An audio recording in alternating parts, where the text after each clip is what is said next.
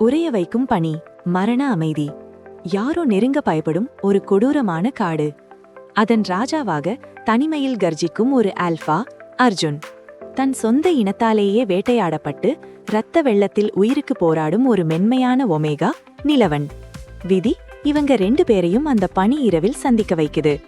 வேட்டையாட வந்த அந்த சிங்கம் நிலவனை பார்த்ததும் பாதுகாவலனா மாறுமா, இல்ல நிலவனின் கதை அங்கேயே முடியுமா? ரத்தமும் கண்ணீரும் காதலும் கலந்த ஒரு ஸ்லோ பர்ன் காதல் காவியம், பௌர்ணமி தேசம். இந்த அர்ஜுன் நிலவன் ஜோடியோட ஆழமான காதலை தெரிஞ்சுக்க ஆசையா இருக்கா?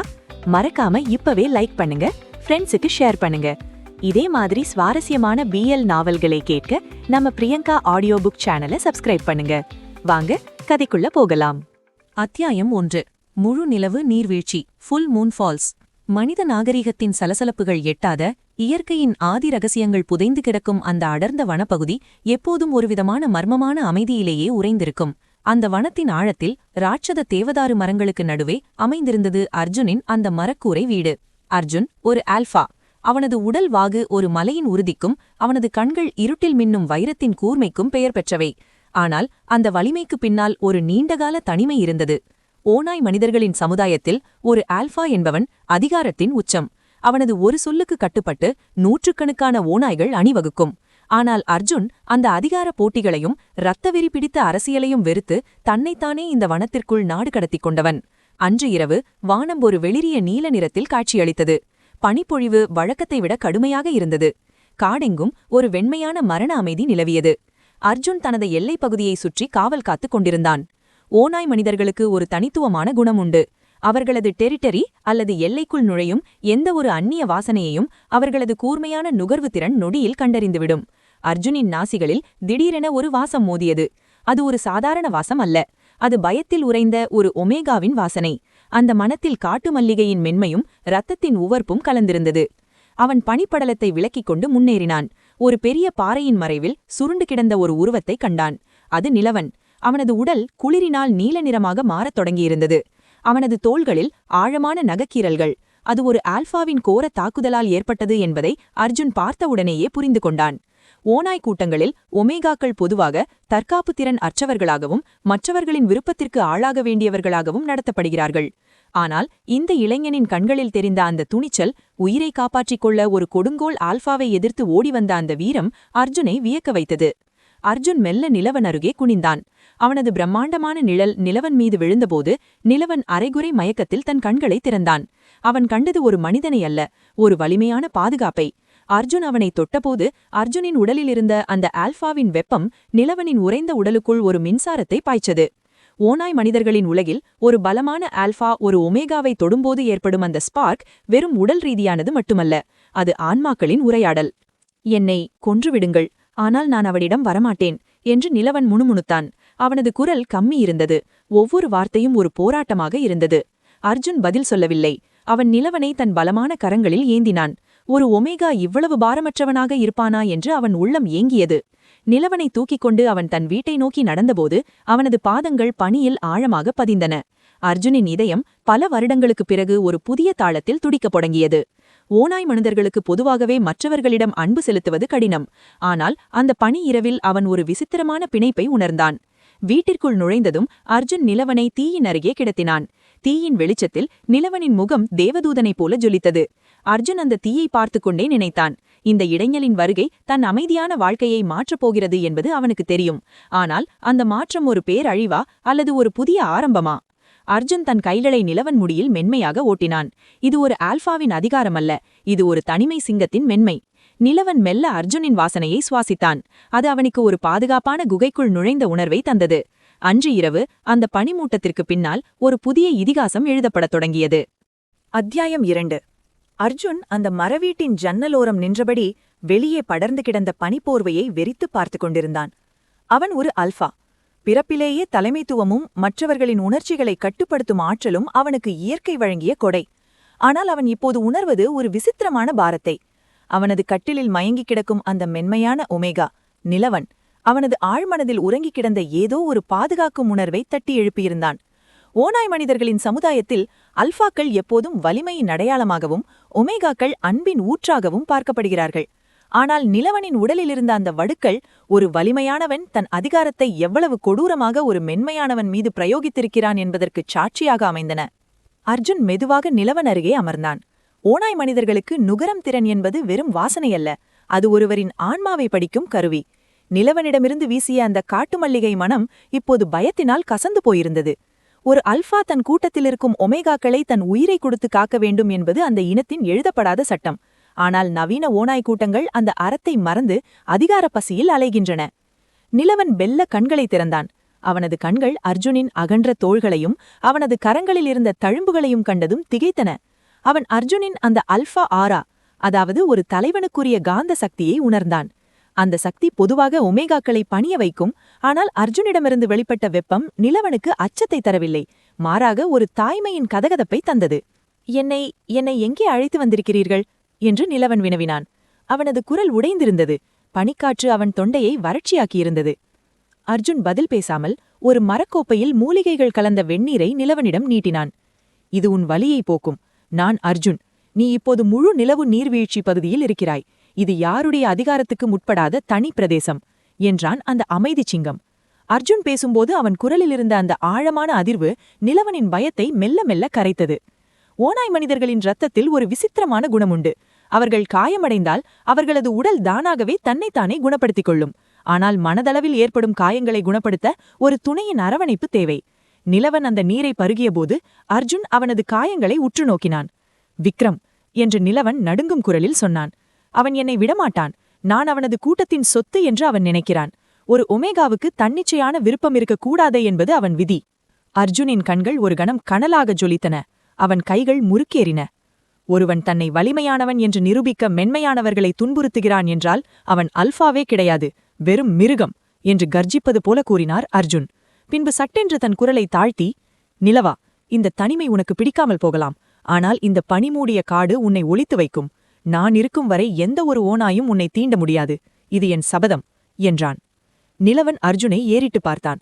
அர்ஜுனின் தோற்றம் ஒரு முரட்டுத்தனமான வேட்டைக்காரனைப் போல இருந்தாலும் அவனது செயல்கள் ஒரு மென்மையான காதலனைப் போல இருந்தன. ஓநாய் மனிதர்களின் உலகில் மேட்டிங் பாண்ட் என்பது ஒரு தெய்வீகமான பிணைப்பு. ஆனால் அர்ஜுன் நிலவனிடம் எந்த அதிகாரத்தையும் காட்டவில்லை. அவன் நிலவனின் அனுமதியின்றி அவனை தொடக்கூட முயன்றவில்லை. இது நிலவன் இதுவரை கண்டிராத ஒரு புதிய உலகம். அன்று மாலை அர்ஜுன் நிலவனுக்காக சூடான உணவு சமைத்துக் கொண்டிருந்தான். அந்த சிறிய அறையில் நிலவிய மௌனம் பாரமாக தெரியவில்லை, மாறாக ஒரு சுகமான இசையாக மாறியது. நிலவன் மெல்ல கட்டிலை விட்டு எழுந்து ஜன்னல் வழியாக வெளியே தெரிந்த அந்த அடர்ந்த காட்டை பார்த்தான்.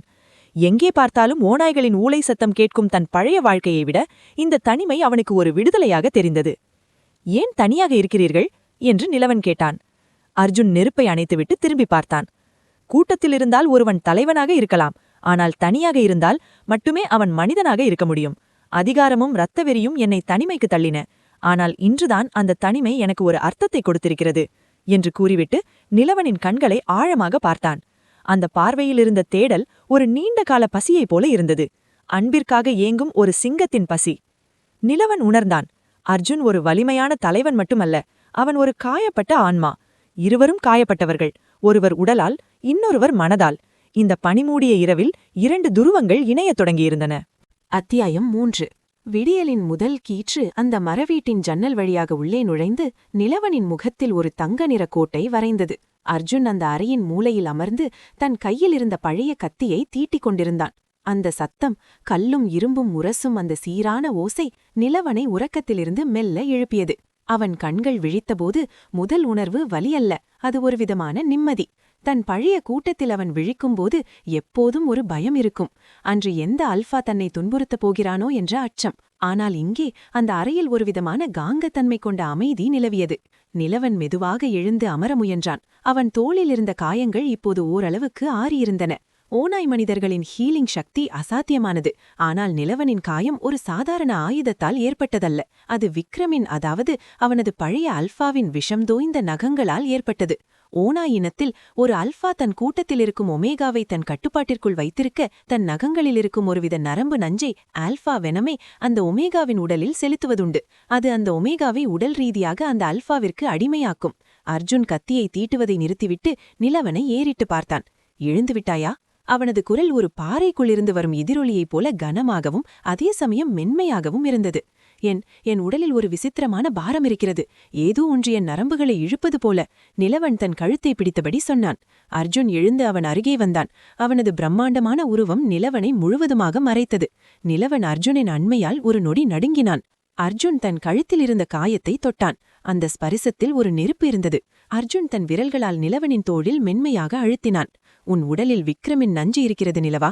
ஒரு ஒமேகாவின் ஆன்மாவை சிறைப்பிடிக்க அல்பாக்கள் செய்யும் இழிவான செயல் இது. அந்த நஞ்சு உன் ரத்தத்தில் இருக்கும் வரை உன்னால் முழுமையாக விடுபட முடியாது. நிலவனின் கண்கள் கலங்கின. அப்படியானால் நான் மீண்டும் அவனிடமே செல்ல வேண்டுமா? அவனது அதிகாரத்திற்கு பணிந்துதான் தீர வேண்டுமா? அர்ஜுன் நிலவனின் முகத்தை நிமிர்த்தினான். அர்ஜுனின் கண்கள் இப்போது ஒரு அடர் நீல நிறத்தில் ஜொலித்தன. இல்லை, அந்த நஞ்சை முறிக்க ஒரே ஒரு வழிதான் இருக்கிறது.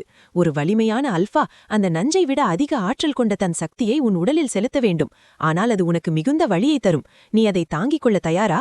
நிலவன் அர்ஜுனின் கண்களை பார்த்தான். அந்த பார்வையில் ஒரு நேர்மையும் தன்னை ஒரு உயிராக மதிக்கும் மரியாதையும் தெரிந்தது. உங்களை நான் நம்புகிறேன்.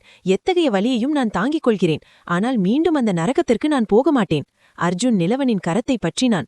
ஓநாய் மனிதர்களின் மருத்துவ முறை என்பது வெறும் மூலிகைகள் மட்டுமல்ல, அது ஆற்றல் பரிமாற்றம், எனர்ஜி டிரான்ஸ்ஃபர். அர்ஜுன் தன் உடலிலிருந்த தூய்மையான அல்பா சக்தியை நிலவனின் காயங்கள் வழியாக செலுத்தினான். நிலவன் ஒரு கணம் அலறினான். அவனது நரம்புகள் எரியத் தொடங்கின. பழைய அல்பாவின் நஞ்சும் அர்ஜுனின் தூய ஆற்றலும் நிலவனின் இரத்தத்திற்குள் ஒரு போரை நடத்தின. நிலவன் அர்ஜுனின் சட்டையை தன் கைகளாய் இறுக்கமாக பற்றிக்கொண்டான். அவனது உடல் வியர்வையால் நனைந்தது. சரியாக சில நிமிடங்களுக்குப் பிறகு நிலவனின் உடலில் இருந்த அந்த இறுக்கம் தளர்ந்தது. அவனது சுவாசம் சீரானது. அர்ஜுன் அவனை மெதுவாக தன் மார்போடு அணைத்துக் கொண்டான்.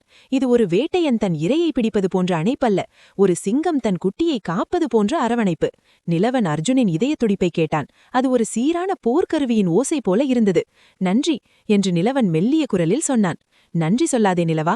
இந்த நஞ்சை நான் முறித்ததன் மூலம் எனக்கும் உனக்கும் இடையே ஒரு கண்ணுக்கு தெரியாத பிணைப்பு உருவாகத் தொடங்கிவிட்டது.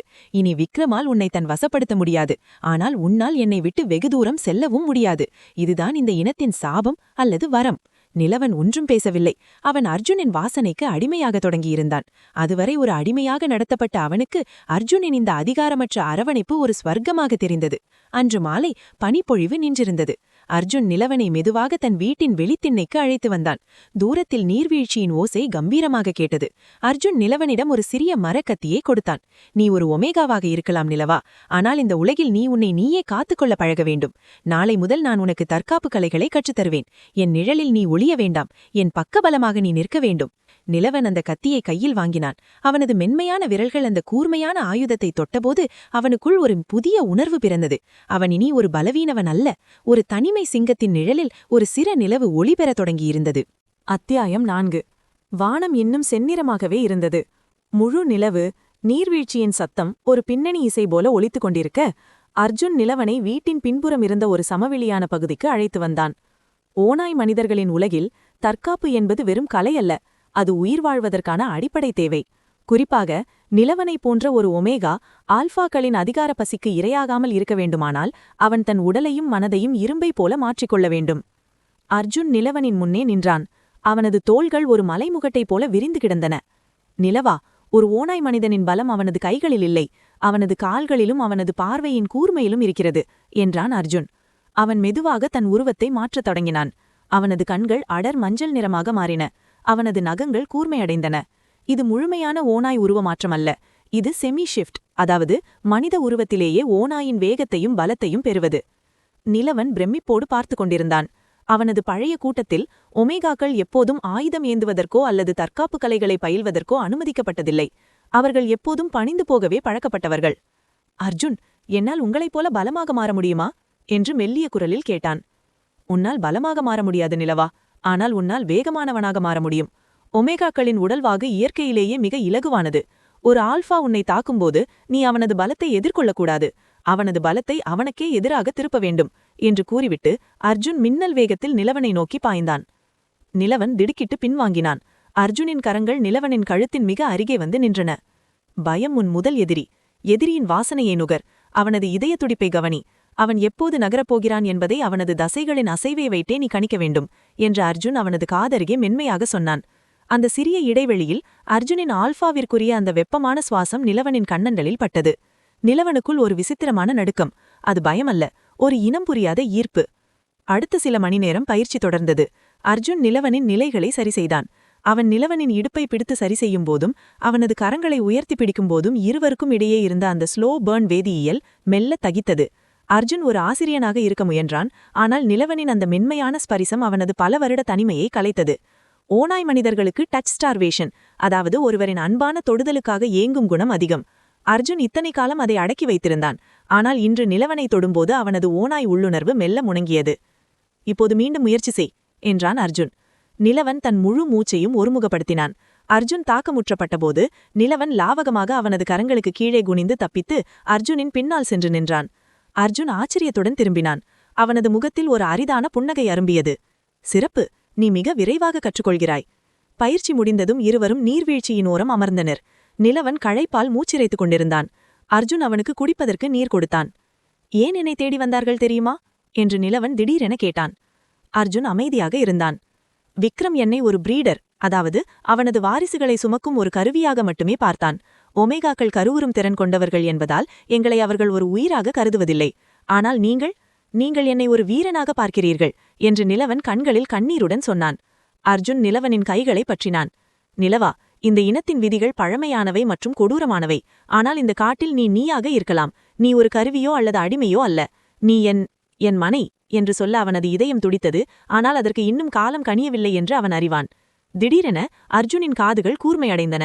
அவன் எழுந்து நின்று காட்டிற்குள் உற்று பார்த்தான். அவனது நாசிகள் காற்றில் கலந்திருந்த ஒரு அந்நிய மனத்தை நுகர்ந்தது. விக்ரமின் ஆட்கள் எல்லைக்கு மிக அருகே வந்துவிட்டனர் என்று அர்ஜுன் முணுமுணுத்தான். அவனது கண்கள் இப்போது கருநீல நிறத்திலிருந்து சிவப்பாக மாறத் தொடங்கின. அவர்கள் என்னை தேடி வந்து விட்டார்களா என்று நிலவன் முணுமுணுத்தான். அர்ஜுன் நிலவனை தன் பின்னால் மறைத்து நின்றான். அவர்கள் தேடி வந்தது உண்மையாக இருக்கலாம். ஆனால் அவர்கள் சந்திக்கப் போவது ஒரு சினங்கொண்ட சிங்கத்தை. நிலவா, வீட்டிற்குள் செல். நான் வரும் வரை வெளியே வராதே. அர்ஜுனின் குரலில் இருந்த அந்த ஆக்ரோஷம் நிலவனை அதிர வைத்தது. இது இவன் இதுவரை பார்க்காத அர்ஜுன். ஒரு வேட்டையாடும் ஆல்ஃபா. அத்தியாயம் 5. காற்றில் ஈரப்பதம் அதிகரித்திருந்தது. பனிமூடிய மரக்கிளைகளுக்கிடையே ஊடுருவி வந்த காற்று இப்போது மரணத்தின் வாசனையை சுமந்து வந்தது. அர்ஜுனின் உடல் ஒரு வில்லாக வளைந்து நின்றது. அவனது ஒவ்வொரு தசையும் போருக்கு தயாராக துடித்தன. அர்ஜுன் ஒரு லோன் வுல்ஃப், அதாவது தனித்து வாழும் ஓநாய் என்றாலும் அவனது வேட்டைத் திறன் ஒரு முழு படையையே சிதறடிக்கும் வல்லமை கொண்டது. அவன் நிலவனை திரும்பி பார்த்தான். அவனது கண்கள் பயத்தால் விரிந்திருந்தாலும் அதில் அர்ஜுன் மீது வைத்திருந்த அசைக்க முடியாத நம்பிக்கை தெரிந்தது. உள்ளே போனிலவா, கதவை தாழிட்டுக்கொள். நான் அழைக்கும் வரை வெளியே வராதே என்று அர்ஜுன் அழுத்தமாக கட்டளையிட்டான். அவனது ஆல்ஃபாவிற்குரிய அந்த அதிகாரம் மிகுந்த குரல் நிலவனை தன்னிச்சையாக செயல்பட வைத்தது. நிலவன் வீட்டிற்குள் ஓடிச் சென்று கதவை மூடினான். அர்ஜுன் மெதுவாக காட்டிற்குள் நடந்தான். அவனது காலடிகள் பனியில் சத்தம் எழுப்பவில்லை. ஒரு நிழலைப் போல அவன் நகர்ந்தான். சிறிது தூரத்தில் 3 பெரிய ஓநாய்கள், 2 பீட்டாக்கள் மற்றும் ஒரு சென்டினல் தங்கள் மனித உருவில் நின்று கொண்டிருந்தனர். அவர்கள் விக்ரமின் கூட்டத்தை சேர்ந்தவர்கள் என்பது அவர்களின் கழுத்திலிருந்த பச்சை நிற பச்சை, அதாவது டாட்டூ அடையாளத்திலிருந்து தெரிந்தது. அர்ஜுன், பழைய ஆல்ஃபா இங்கேயே தங்கிவிட்டான் என்று கேள்விப்பட்டோம். ஆனால் நீ ஒரு ஒமேகாவை திருடி வைத்திருப்பாய் என்று எதிர்பார்க்கவில்லை என்று அவர்களில் ஒருவன் எகத்தாளமாக சிரித்தான். அர்ஜுன் அமைதியாக நின்றான். அவனது அமைதி ஒரு புயலுக்கு முந்தைய மௌனம் என்பதை அவர்கள் உணரவில்லை. இது என் எல்லை. அனுமதியின்றி இங்கே நுழைந்தால் அதன் விளைவு மரணமாக மட்டுமே இருக்கும். நிலவன் இப்போது என் பாதுகாப்பில் இருக்கிறான். திரும்பிப் போங்கள் என்றான் அர்ஜுன். விக்ரம் ஆல்ஃபாவின் சொத்தை நீ எப்படி பாதுகாக்க முடியும்? அந்த ஒமேகா விக்ரமிற்கு தேவையானது. அவனை எங்களிடம் ஒப்படைத்துவிடு, இல்லையெனில் இந்த அழகிய காடு உன் இரத்தத்தால் நனையும் என்று கூறிவிட்டு அந்த 3 ஓநாய்களும் தங்களது முழு உருவத்திற்கு மாறத் தொடங்கின. எலும்பு முறியும் சத்தமும் சதைகள் கிழிந்து விரிவடையும் ஓசையும் அந்த வனத்தின் அமைதியை குலைத்தன. அர்ஜுன் மெல்ல தன் கண்களை மூடினான். அவனது இதயத் துடிப்பு நிமிடம் 100 கடந்தது. அவனது உடல் உருமாறத் தொடங்கியது. ஆனால் மற்றவர்களைப் போலல்லாமல் அர்ஜுனின் உருமாற்றம் கம்பீரமானது. அவன் ஒரு மிகப்பெரிய கருப்பு நிற ஓநாயாக மாறினான். அவனது கண்கள் கனலாக ஜொலித்தன. ஒரு ஆல்ஃபாவின் உருமல் அந்த காடு முழுவதும் எதிரொலித்தது. அந்த உருமலிலேயே ஒரு அதிகாரம் இருந்தது. அது மற்ற ஓநாய்களின் ஆன்மாவை நடுங்கச் செய்தது. சண்டை தொடங்கியது. முதல் ஓநாய் அர்ஜுனின் கழுத்தை நோக்கி பாய்ந்தது. அர்ஜுன் மிக லாவகமாக பக்கவாட்டில் நகர்ந்து தனது வலுவான பாதத்தால் அதன் மார்பில் ஒரு அடி கொடுத்தது. அந்த ஓநாய் ஒரு மரத்தின் மீது போய் மோதி சாய்ந்தது. அடுத்த 2 ஓநாய்களும் ஒரே நேரத்தில் அர்ஜுனை தாக்கின. அர்ஜுன் தனது கூர்மையான பற்களால் ஒன்றின் காலை கவ்வி தூக்கி எறிந்தான். ஓநாய் மனிதர்களின் சண்டையில் வேகம் என்பது மிக முக்கியம். அர்ஜுன் ஒரு இடியைப் போல செயல்பட்டான். சில நிமிடங்களிலேயே அந்த 3 ஓநாய்களும் இரத்த வெள்ளத்தில் கிடந்தன. அர்ஜுன் அவற்றை கொல்லவில்லை, ஆனால் அவர்களால் மீண்டும் எழுந்து நிற்க முடியாத அளவுக்கு காயப்படுத்தியிருந்தான். அவன் மீண்டும் மனித உருவிற்கு மாறினான். அவனது மேனி எங்கும் வியர்வை அரும்பியிருந்தது. விக்ரமிடம் போய் சொல்லுங்கள், நிலவன் இனி உங்கள் கூட்டத்திற்கு சொந்தமானவன் அல்ல. அவன் முழு நிலவு நீர்வீழ்ச்சியின் பாதுகாப்பில் இருக்கிறான். மீண்டும் யாராவது எல்லையை தாண்டினால் அவர்கள் தலை உருளும் என்று எச்சரித்துவிட்டு திரும்பினான். அர்ஜுன் வீட்டிற்கு திரும்பியபோது நிலவன் ஜன்னல் வழியாக பார்த்து கொண்டிருந்தான். அர்ஜுனின் உடலில் இருந்த காயங்களைக் கண்டதும் அவன் பதறிப்போய் வெளியே ஓடி வந்தான். அர்ஜுன், உங்களுக்கு ரத்தம் வருகிறது என்று நிலவன் அவனது கரங்களை பற்றினான். அர்ஜுன் நிலவனின் கரங்களை பார்த்து மென்மையாக புன்னகைத்தான். இது என் ரத்தம் அல்ல நிலவா, எதிரிகளின் ரத்தம். ஆனால் இது ஒரு ஆரம்பம்தான். விக்ரம் இத்தோடு நிறுத்தமாட்டான். அவன் ஒரு பெரிய படையையே திரட்டிக் கொண்டு வருவான். நிலவன் அர்ஜுனின் மார்பில் தலை சாய்த்தான். அந்த நொடியில் நிலவனுக்குள் ஒரு மாற்றம் நிகழ்ந்தது. தன் உயிருக்காக அர்ஜுன் இவ்வளவு பெரிய ஆபத்தை எதிர்கொண்டது அவனது இதயத்தை உருக்கியது. நான் தான் உங்களுக்கு பாரமாக இருக்கிறேன் என்று நிலவன் விம்மினான். அர்ஜுன் நிலவனின் முகத்தை தூக்கி அவனது கண்களை நேராக பார்த்தான். நீ பாரமல்ல நிலவா, நீதான் என் தனிமைக்கு கிடைத்த பரிசு. ஒரு ஆல்பாவிற்கு தன் கூட்டத்தை காப்பது கடமை, ஆனால் தன் உயிரை காப்பது காதல். நீ என் உயிர் என்று அர்ஜுன் சொன்னபோது இருவருக்கும் இடையிலான அந்த திரை விலகியது. இருவரும் ஒருவரை ஒருவர் ஆழமாக பார்த்து கொண்டனர். அந்த பனி இரவில் நெருப்பை போன்ற ஒரு முத்தம் அவர்களின் காதலை உறுதி செய்தது. ஆனால் அந்த மகிழ்ச்சிக்கிடையில் நிலவனின் உடலில் ஒரு விசித்திரமான வெப்பம் பரவத் தொடங்கியது. அது அவனின் ஹீட் காலம் நெருங்குவதற்கான அறிகுறி. அத்தியாயம் 6. காட்டின் அமைதி நிலவனின் இதயத் துடிப்போடு போட்டி போட்டது. அர்ஜுனின் முத்தத்திற்குப் பிறகு அந்தச் சிறிய மரவீடு முன்னெப்போதும் இல்லாத ஒரு இறுக்கத்தையும் அதே சமயம் ஒரு விசித்திரமான இதத்தையும் சுமந்திருந்தது. அர்ஜுன் நிலவனை பார்த்தான். நிலவனின் கண்கள் சற்று மங்கலாகவும் அவனது கன்னங்கள் செந்நிறமாகவும் மாறியிருந்தன. அவனது சுவாசத்தில் ஒரு புதிய வாசனை, முன்பிருந்த காட்டு மல்லிகை வாசனையோடு இப்போது தேன் போன்ற ஒரு இனிப்பு மணம் கலந்திருந்தது. ஓநாய் மனிதர்களின் வாழ்வில் ஒமேகாக்களுக்கு ஏற்படும் ஹீட் காலம் என்பது வெறும் உடல் மாற்றமல்ல, அது இயற்கையின் ஒரு கட்டாய கட்டளை. இந்த காலத்தில் ஒமேகாவின் உடல் ஒரு அல்ஃபாவின் துணைக்காக ஏங்கும். அந்த வாசனை 1 மைல் தூரத்தில் இருக்கும் அல்ஃபாவை கூட நிலைகுலையச் செய்யும். அர்ஜுன் ஒரு வலிமையான அல்ஃபா என்பதால் அவனது கட்டுப்பாட்டு திறன் அதிகம். இருப்பினும் நிலவனிடமிருந்து வீசும் அந்த தூய்மையான வாசனை அவனது ஓநாய் உள்ளுணர்வை கூர்மையாக்கியது. நிலவா, உனக்கு உடல்நிலை சரியில்லையா என்று அர்ஜுன் கேட்டான். அவனது குரல் முன்னைவிட தடித்து ஒரு ஆழமான அதிர்வோடு வெளிப்பட்டது. நிலவன் தன் சட்டையின் காலரை தளர்த்தினான். அர்ஜுன், எனக்குள் ஏதோ நெருப்பு எரிகிறது. குளிர்காற்று கூட என் உடலில் சுடுவது போல இருக்கிறது. என் ரத்தம் கொதிக்கிறது என்று கூறிக்கொண்டே நிலவன் தடுமாறினான். அர்ஜுன் பாய்ந்து சென்று அவனை தாங்கிப் பிடித்தான். நிலவனின் உடல் கொதித்துக் கொண்டிருந்தது. அர்ஜுன் நிலவனை மெதுவாக மெத்தையில் கிடத்தினான். அவனது கைகள் நிலவனின் நெற்றியில் பட்டபோது நிலவன் ஒரு சிறு முனகலோடு அர்ஜுனின் கைகளை தன் முகத்தோடு சேர்த்து அழுத்தி பிடித்துக் கொண்டான். அந்த தொடுதல் நிலவனுக்கு ஒரு மருந்தாக தெரிந்தது. இது உன் ஹீட் காலம் நிலவா. இந்த நேரத்தில் உன் உடல் ஒரு துணையை தேடும். இது இயற்கை உனக்கு கொடுத்த வரம். ஆனால் இந்த சூழ்நிலையில் இது ஒரு சவ்வாலும் கூட. நிலவன் அர்ஜுனின் கண்களை பார்த்தான். அந்த பார்வையில் ஒரு யாசகம் இருந்தது. அர்ஜுன், என்னால் தாங்க முடியவில்லை. அந்த விக்ரமின் கூட்டத்தில் இருக்கும்போது இந்த காலத்தை நான் ஒரு இருட்டறையில் பூட்டப்பட்டு பயத்திலேயே கழிப்பேன். ஆனால் இப்போது நான் பயப்படவில்லை. உங்களை பார்க்கும்போது எனக்குள் இருக்கும் அந்த நெருப்பு இன்னும் அதிகமாகிறது. உங்கள் இல்லாமல் என்னால் இதை தாண்ட முடியாது என்று என் ஆன்மா சொல்கிறது என்று நிலவன் தன் மனதை கொட்டினான். அர்ஜுன் ஒரு கணம் திகைத்தான். அவன் ஒரு தனிமை விரும்பி ஒரு துறவியைப் போல வாழ்ந்தவன். ஆனால் நிலவன் அவனது வாழ்விற்குள் வந்த பிறகு அவனது விதிகள் அனைத்தும் தகர்ந்து போன. அர்ஜுன் நிலவனின் கூந்தலை வருடினான். நிலவா, ஒரு அல்ஃபாவும் ஒமேகாவும் இந்த காலத்தில் இணைந்தால் அது ஒரு அழிக்க முடியாத பிணைப்பை, அதாவது மேட்டிங் பாண்ட் ஐ உருவாக்கிவிடும். நீ விக்ரமால் பாதிக்கப்பட்டவன். நான் உன்னை ஒரு இணையாக ஏற்றுக்கொண்டால் உன் வாழ்நாள் முழுவதும் நீ என்னோடுதான் இருக்க வேண்டும். உனக்கு அந்த சுதந்திரத்தை நான் தர விரும்புகிறேன். உன்னை நான் வற்புறுத்த மாட்டேன். நிலவன் அர்ஜுனின் கரங்களைப் பற்றி தன் இதயத்தின் மீது வைத்தான். சுதந்திரம் என்பது விருப்பப்பட்டவர்களோடு இருப்பதுதான் அர்ஜுன். உங்களைத் தவிர வேறொருவரை என் நினைவில் கூட கொண்டுவர எனக்கு விருப்பமில்லை. என்னை உங்கள் வசமாக்குங்கள். இந்த தனிமை சிங்கத்திற்கு இந்த நிலவு சொந்தமாகட்டும் என்று நிலவன் கூறிய வார்த்தைகள் அர்ஜுனின் கட்டுப்பாட்டை உடைத்தன. அர்ஜுன் மெல்ல நிலவனை நோக்கி குனிந்தான். அந்த அறையில் இருந்த விளக்கு வெளிச்சம் மங்கத் தொடங்கியது. வெளியில் பனிப்பொழிவு தீவிரமடைந்திருந்தது. ஆனால் அந்த வீட்டின் உள்ளே ஒரு புதிய ஜீவன் துளிர்ப்பதற்கான வெப்பம் பரவிக் கொண்டிருந்தது. அர்ஜுன் நிலவனின் கழுத்தின் ஓரத்தில் அவனது வாசனையை முழுமையாக நுகர்ந்தான். அந்த நொடியில் நிலவன் தன் அல்ஃபாவை கண்டுகொண்ட திருப்தியில் அர்ஜுனை இறுக அணைத்துக் கொண்டான். அந்த இரவு அவர்கள் இருவருக்கும் சாதாரணமான ஒன்றாக இருக்கவில்லை. அது ஒரு ஆத்மார்த்தமான அர்ப்பணிப்பு. ஒரு அல்ஃபாவின் பலமும் ஒரு ஒமேகாவின் மென்மையும் இணைந்து ஒரு புதிய காவியத்தை எழுதத் தொடங்கின. விடியும்போது நிலவன் அர்ஜுனின் அரவணைப்பில் அமைதியாக உறங்கிக் கொண்டிருந்தான். அர்ஜுன் அவனை பார்த்தபடி அமர்ந்திருந்தான். அவனது ஓநாய் இப்போது அமைதியாக இருந்தது. ஆனால் அவனது ஆழ்மனதில் ஒரு எச்சரிக்கை மணி ஒலித்தது. அவர்கள் இணைந்த அந்த செய்தி ஓநாய் மனிதர்களின் லிங்க், அதாவது பேக் லிங்க் மூலம் எப்படியாவது விக்ரமுக்கு தெரிய வரும். இப்போது நிலவன் வெறும் தஞ்சம் குகந்தவன் அல்ல, அவன் அர்ஜுனின் மனைவி, அர்ஜுனின் பாதி. அர்ஜுன் நிலவனின் நெற்றியில் முத்தமிட்டு மெதுவாக எழுந்து ஜன்னல் ஓரம் சென்றான். காடு அமைதியாக இருந்தது. ஆனால் அந்த அமைதிக்கு பின்னால் ஒரு பெரிய போர் மேகங்கள் திரண்டு வருவது அவனுக்கு தெரிந்தது. அர்ஜுன் தன் கைகளை இறுக மூடினான். அவன் இனி ஒரு தனிமை ஓநாய் அல்ல, அவன் தன் துணையை காக்கும் ஒரு குடும்ப தலைவன். அத்தியாயம் 7. பௌர்ணமி தேசத்தின் அந்த பனிப்பொழிவு மெல்ல மெல்ல குறைந்து வசந்தத்தின் வருகையை முன்னறிவிக்கும் இதமான காற்று வீசத் தொடங்கியது. ஆனால் அர்ஜுனன் மரவீட்டிற்குள் நிலவிய சூழல் ஒரு விசித்திரமான அமைதியிலும் அதைவிட ஆழமான ஒரு மாற்றத்திலும் மூழ்கியிருந்தது.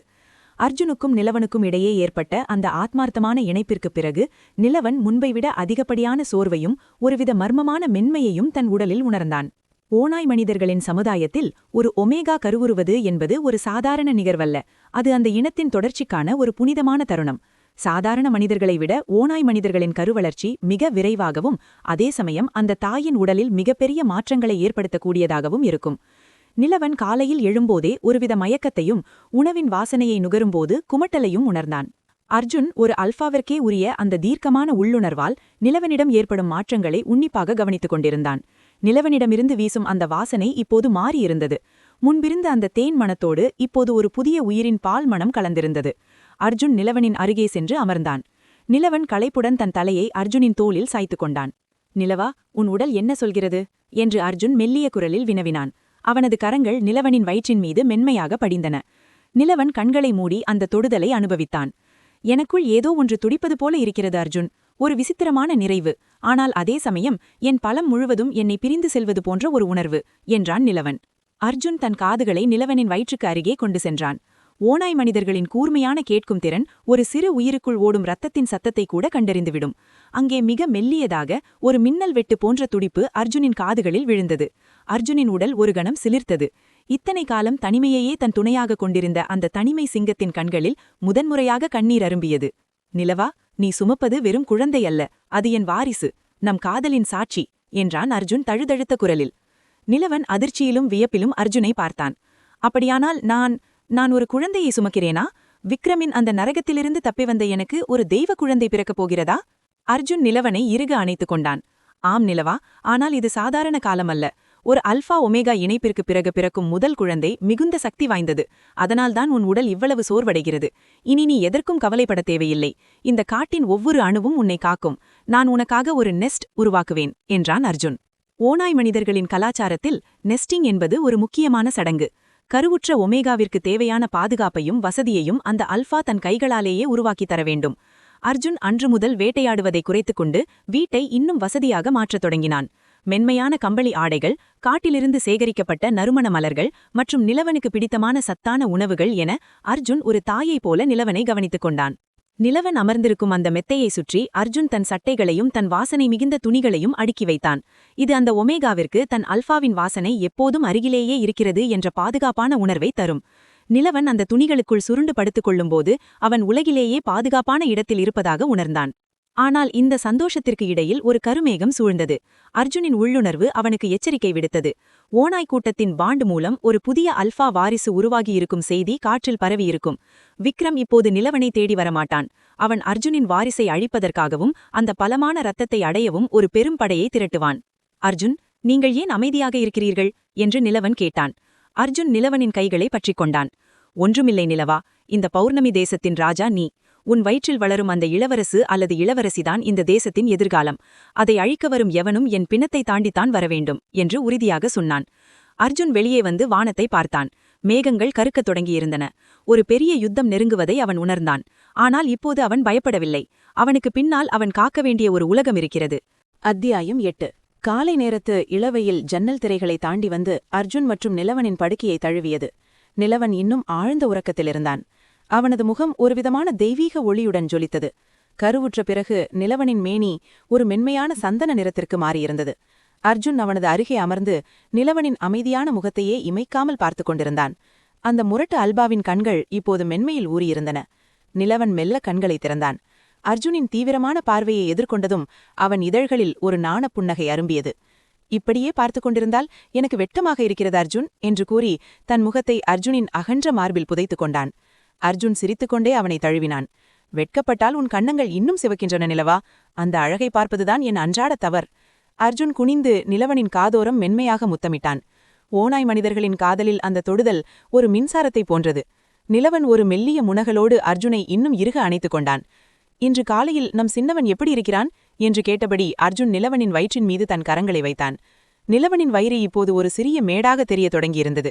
அர்ஜுன் கைகளை வைத்த அந்த நொடி உள்ளே ஒரு மெல்லிய அசைவு தெரிந்தது. அர்ஜுன் ஆச்சரியத்தில் உறைந்தான். நிலவா, அவன் உதைக்கிறான். அவனுக்கும் தன் தந்தையின் ஸ்பரிசம் புரிகிறது போலிருக்கிறது. நிலவன் சிரித்தான். அந்த சிரிப்பு ஒரு வெள்ளி மணியின் ஓசையைப் போல அந்த அறையெங்கும் எதிரொலித்தது. அவன் உங்களைப் போலவே பிடிவாதக்காரனாக இருப்பான் என்று நினைக்கிறேன். அர்ஜுன், எனக்கு ஒரு ஆசை என்று நிலவன் இழுத்தான். சொல் நிலவா, உன் ஆசையை நிறைவேற்ற இந்த காடு முழுவதையும் நான் உனக்கு கொண்டு வருவேன். இன்று நாம் அந்த நீர்வீழ்ச்சிக்கு செல்லலாமா? அந்த தண்ணீரின் ஓசையை என் பிள்ளை கேட்க வேண்டும் என்று விரும்புகிறேன். உங்களோடு அந்த சாரலில் நனைய வேண்டும் என்று நிலவன் தன் நீண்ட விரல்களால் அர்ஜுனின் கரங்களை பிணைத்து கேட்டான். அர்ஜுன் முதலில் சற்று தயங்கினான். விக்ரமின் ஆட்கள் நடமாட்டம் இருக்கலாம் என்ற அச்சம் அவனுக்குள் இருந்தது. ஆனால் நிலவனின் அந்த ஏக்கமான பார்வைக்கு முன்னால் அவனது பாதுகாப்பு கவசம் நொறுங்கியது. சரி, ஆனால் நான் சொல்லும் வரை என் கைகளை விடக்கூடாது என்று நிபந்தனை விதித்தான். இருவரும் நீர்வீழ்ச்சியை நோக்கி நடந்தனர். அர்ஜுன் நிலவனை ஒரு பூவைப் போல கையாண்டான். வழியிலிருந்த கற்களையும் முட்களையும் தன் கால்களால் அகற்றி நிலவன் நடப்பதற்கு ஒரு சீரான பாதையை உருவாக்கினான். நீர்வீழ்ச்சியை அடைந்ததும் அதன் பிரம்மாண்டமும் சாரலும் அவர்களை வரவேற்றன. அர்ஜுன் ஒரு பெரிய பாறையின் மீது அமர்ந்து நிலவனை தன் மடியில் அமர வைத்துக் கொண்டான். அந்த சாரல் நிலவனின் முகத்தில் படர்ந்தபோது அவன் தன் தலை சாய்த்து அர்ஜுனின் தோளில் சாய்ந்தான். அர்ஜுன் நிலவனின் கழுத்திலிருந்த அந்த மார்க்கிங் என்ற அல்பாவின் அடையாள கடி மீது மென்மையாக முத்தமிட்டான். அது அவர்களின் ஆழ்ந்த காதலின் சின்னம். அர்ஜுன், சில நேரங்களில் நான் பயப்படுகிறேன் என்று நிலவன் கிசுகிசுத்தான். இந்த சந்தோஷம் ஒரு கனவாகிவிடுமோ என்று. விக்ரம் நம்மை தேடி வந்தால்? அர்ஜுன் நிலவனின் கண்ணங்களைப் பற்றி தன் பக்கம் திருப்பினான். அவனது கண்கள் இப்போது ஒரு காதலனுக்கே உரிய உறுதியை காட்டின. நிலவா, ஒரு சிங்கம் தன் குகையை யாருக்காகவும் விட்டுக் கொடுக்காது. குறிப்பாக தன் இணையும் தன் வாரிசும் இருக்கும் குகையை. விக்ரம் வந்தால் அவன் பார்ப்பது இந்த அர்ஜுனை அல்ல, மரணத்தின் தூதனை. உன் மௌனமான இந்த காதல் எனக்கு ஒரு மறையைப் போன்ற பலத்தை தருகிறது. நீ என் பக்கத்தில் இருக்கும் வரை எந்த சக்தியாலும் நம்மை பிரிக்க முடியாது. அர்ஜுன் மெல்ல குனிந்து நிலவனின் இதழ்களை சுவைத்தான். அந்த முத்தம் நீர்வீழ்ச்சியின் ஆராவரத்தை விட அதிக சத்தமாக அவர்கள் இருதயங்களில் ஒலித்தது. அந்த சாரலில், அந்த தனிமை பிரதேசத்தில் 2 ஆன்மாக்கள் ஒருவரை ஒருவர் முழுமையாக ஆட்கொண்டனர். அன்று இரவு வீட்டிற்கு திரும்பியதும் அர்ஜுன் நிலவனுக்காக தானே சமைத்தான். நிலவன் அந்த நெஸ்டில் அமர்ந்து அர்ஜுன் செய்யும் ஒவ்வொரு வேலையையும் ரசித்துக் கொண்டிருந்தான். அர்ஜுன் உணவை கொண்டு வந்து நிலவனுக்கு தன் கையாலேயே ஊட்டிவிட்டான். இனிப்பு அதிகமாக இருக்கிறது அர்ஜுன் என்று நிலவன் குறும்பாக சொன்னான். உன் இதழ்களின் இனிப்பை விடவா என்று அர்ஜுன் கேட்க நிலவன் நாணத்தில் தன் முகத்தை மூடிக்கொண்டான். அத்தியாயம் 9. நீர்வீழ்ச்சியில் நனைந்த அந்த மாலை பொழுதிற்குப் பிறகு வீட்டினுள்ளே நிலவிய வெப்பம் வெறும் அடுப்பு நெருப்பால் வந்ததல்ல. அது அர்ஜுன் மற்றும் நிலவனின் இதயங்கள் ஒன்றோடொன்று பேசிக்கொண்ட காதலின் தகிப்பு. அர்ஜுன் நிலவனை தன் மடியில் கிடத்தி அவனது நீண்ட கருங்கூந்தலை மென்மையாக தன் விரல்களால் கோதிக்கொண்டிருந்தான். ஓநாய் மனிதர்களுக்கு தொடுதல் என்பது வெறும் உணர்ச்சியல்ல, அது ஒரு ஆழமான உரையாடல். நிலவன் அர்ஜுனின் ஷட்டையை தன் விரல்களால் சுருட்டி பிடித்துக் கொண்டிருந்தான். கருவுற்ற பிறகு அவனது நுகர்வு திறன் பன்மடங்கு அதிகரித்திருந்தது. அர்ஜுனிடமிருந்து வீசும் அந்த சந்தனம், காய்ந்த விறகு மற்றும் ஆக்ரோஷமான அல்ஃபாவிற்கே உரிய அந்த தனித்துவமான மனம் நிலவனை ஒரு போதையில் ஆழ்த்தியது. அவன் அர்ஜுனின் கழுத்து வளைவில் தன் முகத்தை புதைத்து அந்த வாசனையை ஆழமாக சுவாசித்தான். அர்ஜுன், உங்கள் வாசனை எனக்கு ஒரு விசித்திரமான தைரியத்தை தருகிறது என்று நிலவன் முணுமுணுத்தான். அவனது குரல் காதலின் பாரத்தால் தழுதழுத்தது. அர்ஜுன் குனிந்து நிலவனின் நெற்றியில் ஒரு நீண்ட முத்தத்தை பதித்தான். ஒரு அல்ஃபாவிற்கு தன் ஒமேகாவிடம் இருந்து வரும் இந்த அங்கீகாரம்தான் மிகப்பெரிய பலம் நிலவா. இந்த காடு முழுவதும் என் வாசனை இருக்கலாம், ஆனால் என் இதயம் உன்னிடம்தான் தஞ்சம் புகுந்திருக்கிறது என்று கூறி நிலவனை அப்படியே மென்மையாக தூக்கிக் கொண்டு படுக்கைக்குச் சென்றான். அவன் நிலவனை அந்த நெஸ்டில் கிடத்தினான். அர்ஜுன் தான் அணிந்திருந்த ஷட்டையை கழற்றி நிலவனிடம் கொடுத்தான். இன்று இரவு முழுதும் என் வாசனை உன்னோடு இருக்கட்டும் என்றான். நிலவன் அந்த ஷட்டையை தன் முகத்தோடு சேர்த்து அணைத்துக் கொண்டான். அந்த சிறிய செய்கையில் இருந்த காதல் நிலவனை நெகிழ வைத்தது. அர்ஜுன் நிலவனின் அருகே படுத்து அவனது பெரிய கரங்களால் நிலவனின் மெலிந்த இடை மற்றும் வளர்ந்து வரும் வயிற்றை சேர்த்து அணைத்துக் கொண்டான். இருவரின் இதய துடிப்பும் இப்போது ஒரே சீராக ஒலிக்கத் தொடங்கியது. அர்ஜுன், உங்களுக்கு எப்போது என் மீது காதல் வந்தது என்று நிலவன் குறும்பாக கேட்டான். அர்ஜுன் சிறிது நேரம் மௌனமாக இருந்தான். பிறகு நிலவனின் கண்களை நேராக பார்த்தான். அந்த பார்வையில் ஒரு ஆழமான கடல் தெரிந்தது. நீ பனியில் மயங்கி கிடந்த போதல்ல, நீ முதன்முறையாக என் கண்களை பார்த்து என்னை விடுங்கள் என்று சொன்னாயே, அந்த துணிச்சலில்தான் நான் விழுந்தேன். ஒரு சிங்கம் எப்போதும் இன்னொரு சிங்கத்தை தான் தேடும். நீ உருவத்தில் ஒமேகாவாக இருக்கலாம், ஆனால் உன் இதயம் ஒரு அல்ஃபா உடையது என்று கூறி நிலவனின் இதழ்களை தன் இதழ்களால் சிறைப்பிடித்தான். அந்த முத்தம் மென்மையாகத் தொடங்கி ஒரு ஆழமான தேடலாக மாறியது. நிலவன் அர்ஜுனின் தோள்களை இறுகப் பற்றிக் கொண்டான். அர்ஜுன் அவனது கழுத்து மற்றும் தோள் பகுதிகளில் மென்மையாக முத்தமிட்டு தனது பாண்ட் உறுதியை மீண்டும் மீண்டும் புதுப்பித்தான். நிலவனின் உடல் வளைவுகள் அர்ஜுனின் கரங்களுக்குள் ஒரு கவிதையாக மாறின. அர்ஜுன், போதும், பிள்ளை கவனிக்கப் போகிறான் என்று நிலவன் நாணத்துடன் முணங்கினான். அர்ஜுன் சிரித்துக்கொண்டே நிலவனின் வயிற்றின் மீது தன் காதுகளை வைத்தான். அவன் கவனிப்பது நல்லதுதான். தன் தந்தை தன் தாயை எவ்வளவு நேசிக்கிறான் என்று அவன் இப்போதே தெரிந்து கொள்ளட்டும் என்று கூறிவிட்டு மீண்டும் நிலவனை தன் அரவணைப்புக்குள் இழுத்து கண்டான். வெளியே நிலவின் ஒளி ஜன்னல் வழியாக உள்ளே வந்து அவர்களை ஆசிர்வதித்தது. காடெங்கும் குளிர்காற்று வீசினாலும் அந்த படுக்கையறை ஒரு வசந்தகால பூங்காவாக மாறியிருந்தது. அர்ஜுன் நிலவனை தன் மார்போடு அணைத்தபடி அவனது நெற்றியில் முத்தமிட்டவாறே மெல்ல உறக்கத்தில் ஆழ்ந்தான். நிலவன் அர்ஜுனின் இதய துடிப்பை ஒரு தாலாட்டாக கேட்டுக்கொண்டு தன் வயிற்றின் மீது கைகளை வைத்துக்கொண்டு அமைதியாக கண்மூடினான். அத்தியாயம் 10. அதிகாலை வேலை. பனிமூட்டம் இன்னும் விலகவில்லை. அர்ஜுனின் மரவீடு அந்த அடர்ந்த காட்டின் மடியில் அமைதியாக உறங்கிக் கொண்டிருந்தது. ஆனால் அர்ஜுனின் ஆழ்மனதில் ஒரு எச்சரிக்கை மணி ஓயாமல் அடித்துக் கொண்டிருந்தது. திடீரென அவன் கண்கள் விழித்தன. அவனது கண்கள் இப்போது சாதாரண மனித கண்களாக இல்லை. அவை கனலாக ஜொலிக்கும் ஆல்ஃபாவின் கண்களாக மாறியிருந்தன. காற்றில் கலந்திருந்த அந்த நறுமணம், அது அழுகிய மாமிசமும் இரத்தவெறியும் கலந்த விக்ரமின் வேட்டை நாய்களின் வாசனை. அவர்கள் எல்லைகளை கடந்து வீட்டை மிக நெருங்கிவிட்டனர். அர்ஜுன் மெதுவாக தன் மார்பில் சாய்ந்து உறங்கிக் கொண்டிருந்த நிலவனை பார்த்தான். நிலவனின் முகத்திலிருந்த அந்த அமைதி அர்ஜுனின் இதயத்தை ஒரு கணம் உருக்கியது. ஆனால் அடுத்த நொடி அவன் ஒரு போர்வீரனாக மாறினான். அர்ஜுன் மெல்ல எழுந்து நிலவனுக்கு தெரியாமன் அவனது நெற்றியில் ஒரு முத்தமிட்டான். நிலவா, விழித்துக்கொள் என்று மிக மெல்லிய குரலில் சொன்னான். நிலவன் திடுக்கிட்டு எழுந்தான். அர்ஜுனின் முகத்திலிருந்த அந்த தீவிரத்தை பார்த்ததுமே அவனுக்கு ஆபத்து புரிந்துவிட்டது. அவர்கள் வந்துவிட்டார்களா என்று நடுங்கும் குரலில் கேட்டான் நிலவன். அவனது கைகள் தன்னிச்சையாக தன் வயிற்றை சுற்றிக் கொண்டன. பயப்படாதே நிலவா, நான் உனக்கு ஒரு ரகசிய இடத்தை காட்டுகிறேன். அங்கே நீ பாதுகாப்பாக இருக்க வேண்டும் என்று கூறி அர்ஜுன் அறையின் மூலையில் இருந்த ஒரு மறைவான சுரங்கப்பாதையை திறந்தான். அது ஒரு பாதுகாப்பான நிலவரை. அங்கிருந்து வெளியேறவும் ஒரு வழி இருந்தது. நீ உள்ளே செல். நான் வரும் வரை எக்காரணம் கொண்டும் வெளியே வராதே. என் வாசனை உன்மேல் இருக்கிறது. அதனால் நீ பயப்பட தேவையில்லை. நிலவன் அர்ஜுனின் சட்டையை இறுகப் பற்றினான். அர்ஜுன், வேண்டாமே, அவர்களோடு சண்டையிடாதீர்கள். நாம் எங்காவது ஓடிப்போய் விடலாம். அர்ஜுன் நிலவனின் முகத்தை தன் இரு கரங்களால் ஏந்தினான். ஓடிப்போவது கோழைகளின் வேலை நிலவா. என் குடும்பத்தை தொட நினைக்கும் எவனுக்கும் நான் மரணத்தையே பரிசாகத் தருவேன். இது அர்ஜுனின் எல்லை. இங்கே நான் ஒரு சிங்கத்தைப் போல ஆட்சி செய்வேன் என்று கூறி நிலவனை உள்ளே அனுப்பிவிட்டு கதவை மூடினான். அர்ஜுன் வீட்டை விட்டு வெளியே வந்தான்.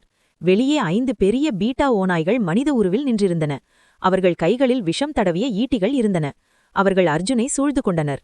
அந்த ஒமேகாவையும் விக்ரம் ஆல்ஃபாவின் வாரிசையும் எங்களிடம் ஒப்படைத்துவிடு அர்ஜுன். நீ உயிர் பிழைக்க ஒரே வழி இதுதான் என்று ஒருவன் கர்ஜித்தான். அர்ஜுன் ஒரு ஏளன சிரிப்பு சிரித்தான். என் வாரிசை விக்ரமின் வாரிசு என்று சொல்ல உனக்கு எவ்வளவு துணிச்சல்! விக்ரமால் ஒரு ஒமேகாவின் இதயத்தை வெல்ல முடியவில்லை. அதனால்தான் இப்படி வேட்டை நாய்களை ஏவுகிறான். அடுத்த நொடி அவன் உருவத்தை மாற்றினான். ஒரு பிரம்மாண்டமான கருப்பு ஓநாய். அவனது உருமல் அந்த காடு முழுவதும் அதிர்ந்தது. முதல் ஓநாய் ஈட்டியுடன் பாய்ந்தது. அர்ஜுன் காற்றில் எழும்பி அதன் கழுத்தை ஒரே கடியில் துண்டித்தான். ரத்தம் பனியில் தெரித்தது. மற்ற 4 ஓநாய்களும் பயத்தில் ஒரு தடம் பின்வாங்கின. ஆனால் அர்ஜுன் அவர்களுக்கு அவகாசம் கொடுக்கவில்லை. அவன் ஒரு புயலைப் போல சுழன்றான். அவனது நகங்கள் இரும்பைப் போல எதிரிகளின் சதையை கிழித்தன. அர்ஜுனின் ஆக்ரோஷம் இன்று முன்னப்போதும் இல்லாத அளவில் இருந்தது. ஏனெனில் அவன் இன்று தனக்காக போராடவில்லை, தன் காதலுக்காகவும் பிறக்கப்போகும் தன் குழந்தைக்காகவும் போராடிக் கொண்டிருந்தான். நிலவரைக்குள் இருந்த நிலவன் மேலே நடக்கும் சண்டையின் சத்தங்களைக் கேட்டு நடுங்கிக் கொண்டிருந்தான். அவனது இதயம் அர்ஜுனுக்காக துடித்தது. திடீரென அவனது வயிற்றுக்குள் ஒரு வலி ஏற்பட்டது. அது பயத்தினால் வந்ததா அல்லது குழந்தை தன் தந்தையின் போராட்டத்தை உணர்ந்து உதைக்கிறதா என்று அவனுக்கு தெரியவில்லை. அர்ஜுன், பத்திரமாக திரும்பும் என்று அவன் மௌனமாக வேண்டிக் கொண்டான். வெளியே அர்ஜுன் 4 ஓநாய்களையும் வீழ்த்தியிருந்தான். கடைசி ஓநாய் உயிருக்கு போராடிக் கொண்டிருந்தது. அர்ஜுன் மீண்டும் மனித உருவிற்கு மாறினான். அவன் உடல் முழுவதும் இரத்தக்கரைகள். ஆனால் அவன் கண்களில் இன்னும் அந்த போர்க்குணம் குறையவில்லை. அவன் வீழ்த்தப்பட்ட ஓநாயின் அருகில் சென்று அதன் சட்டையை பற்றினான். விக்ரமிடம் போய் சொல்லு, அவன் அனுப்பிய நாய்கள் என் காலடியில் கிடக்கின்றன. அடுத்த முறை அவன் வந்தால் அவன் தலையை நானே அறுப்பேன் என்று கூறி அவனை துரத்தினான். அர்ஜுன் அவசரமாக வீட்டிற்குள் சென்று நிலவரையை திறந்தான்.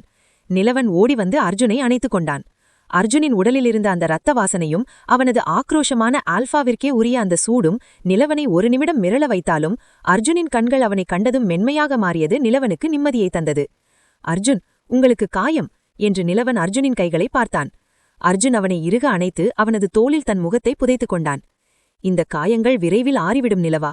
ஆனால் உன் அன்புதான் எனக்கு மருந்து. இன்று நம் காதர் ஜெயித்திருக்கிறது. ஆனால் போர் இன்னும் முடியவில்லை. நிலவன் அர்ஜுனின் முகத்திலிருந்த இரத்தக்கரைகளை துடைத்தான். அந்த சூழ்நிலையிலும் அவர்களின் காதல் ஒரு ஆழமான அர்த்தத்தை பெற்றது. அர்ஜுன் நிலவனை தூக்கிக் கொண்டு படுக்கைக்குச் சென்றான். இன்று இரவு நான் உன்னை பிரிய மாட்டேன். என் வாசனை உன்னை போர்த்தி இருக்கட்டும் என்று கூறி அர்ஜுனை அணைத்துக் கொண்டே படுத்துக்கொண்டான். அர்ஜுனின் அந்த பாதுகாப்பு அரணுக்குள் நிலவன் மீண்டும் ஒரு குழந்தையைப் போல உறங்கினான். அத்தியாயம் 11. போர்க்களத்தின் இரத்த வாடை மெல்ல மெல்ல காற்றில் கரைந்திருந்தது. அர்ஜுனின் கரங்களில் இருந்த காயங்கள் அவனது அசாத்தியமான அல்ஃபாவின் ஆற்றலால் தழும்புகளாக மாறத் தொடங்கியிருந்தன. ஆனால் அவனது உள்ளத்தில் எழுந்த கவலை மட்டும் இன்னும் ஆறவில்லை. விக்ரம் அனுப்பிய ஒற்றர்கள் வெறும் எச்சரிக்கைதான். உண்மையான ஆபத்து இன்னும் காட்டிற்குள் நுழையவில்லை என்பதை அவன் அறிவான். நிலவன் அன்று முழுவதும் அர்ஜுனை விட்டு ஒரு அடி கூட நகரவில்லை. அர்ஜுன் சமையலறையில் வேலை செய்தாலும் சரி, வெளியே விறகு பிளந்தாலும் சரி, நிலவன் ஒரு நிழலைப் போல அவனை பின்தொடர்ந்தான். அவனது கர்ப்பத்தின் பாரம் இப்போது அவனது நடையில் ஒரு மென்மையான தள்ளாட்டத்தை கொடுத்திருந்தது. அர்ஜுன் நிலவனை தடுத்து நிறுத்தி ஒரு நாற்காலியில் அமர வைத்தான்.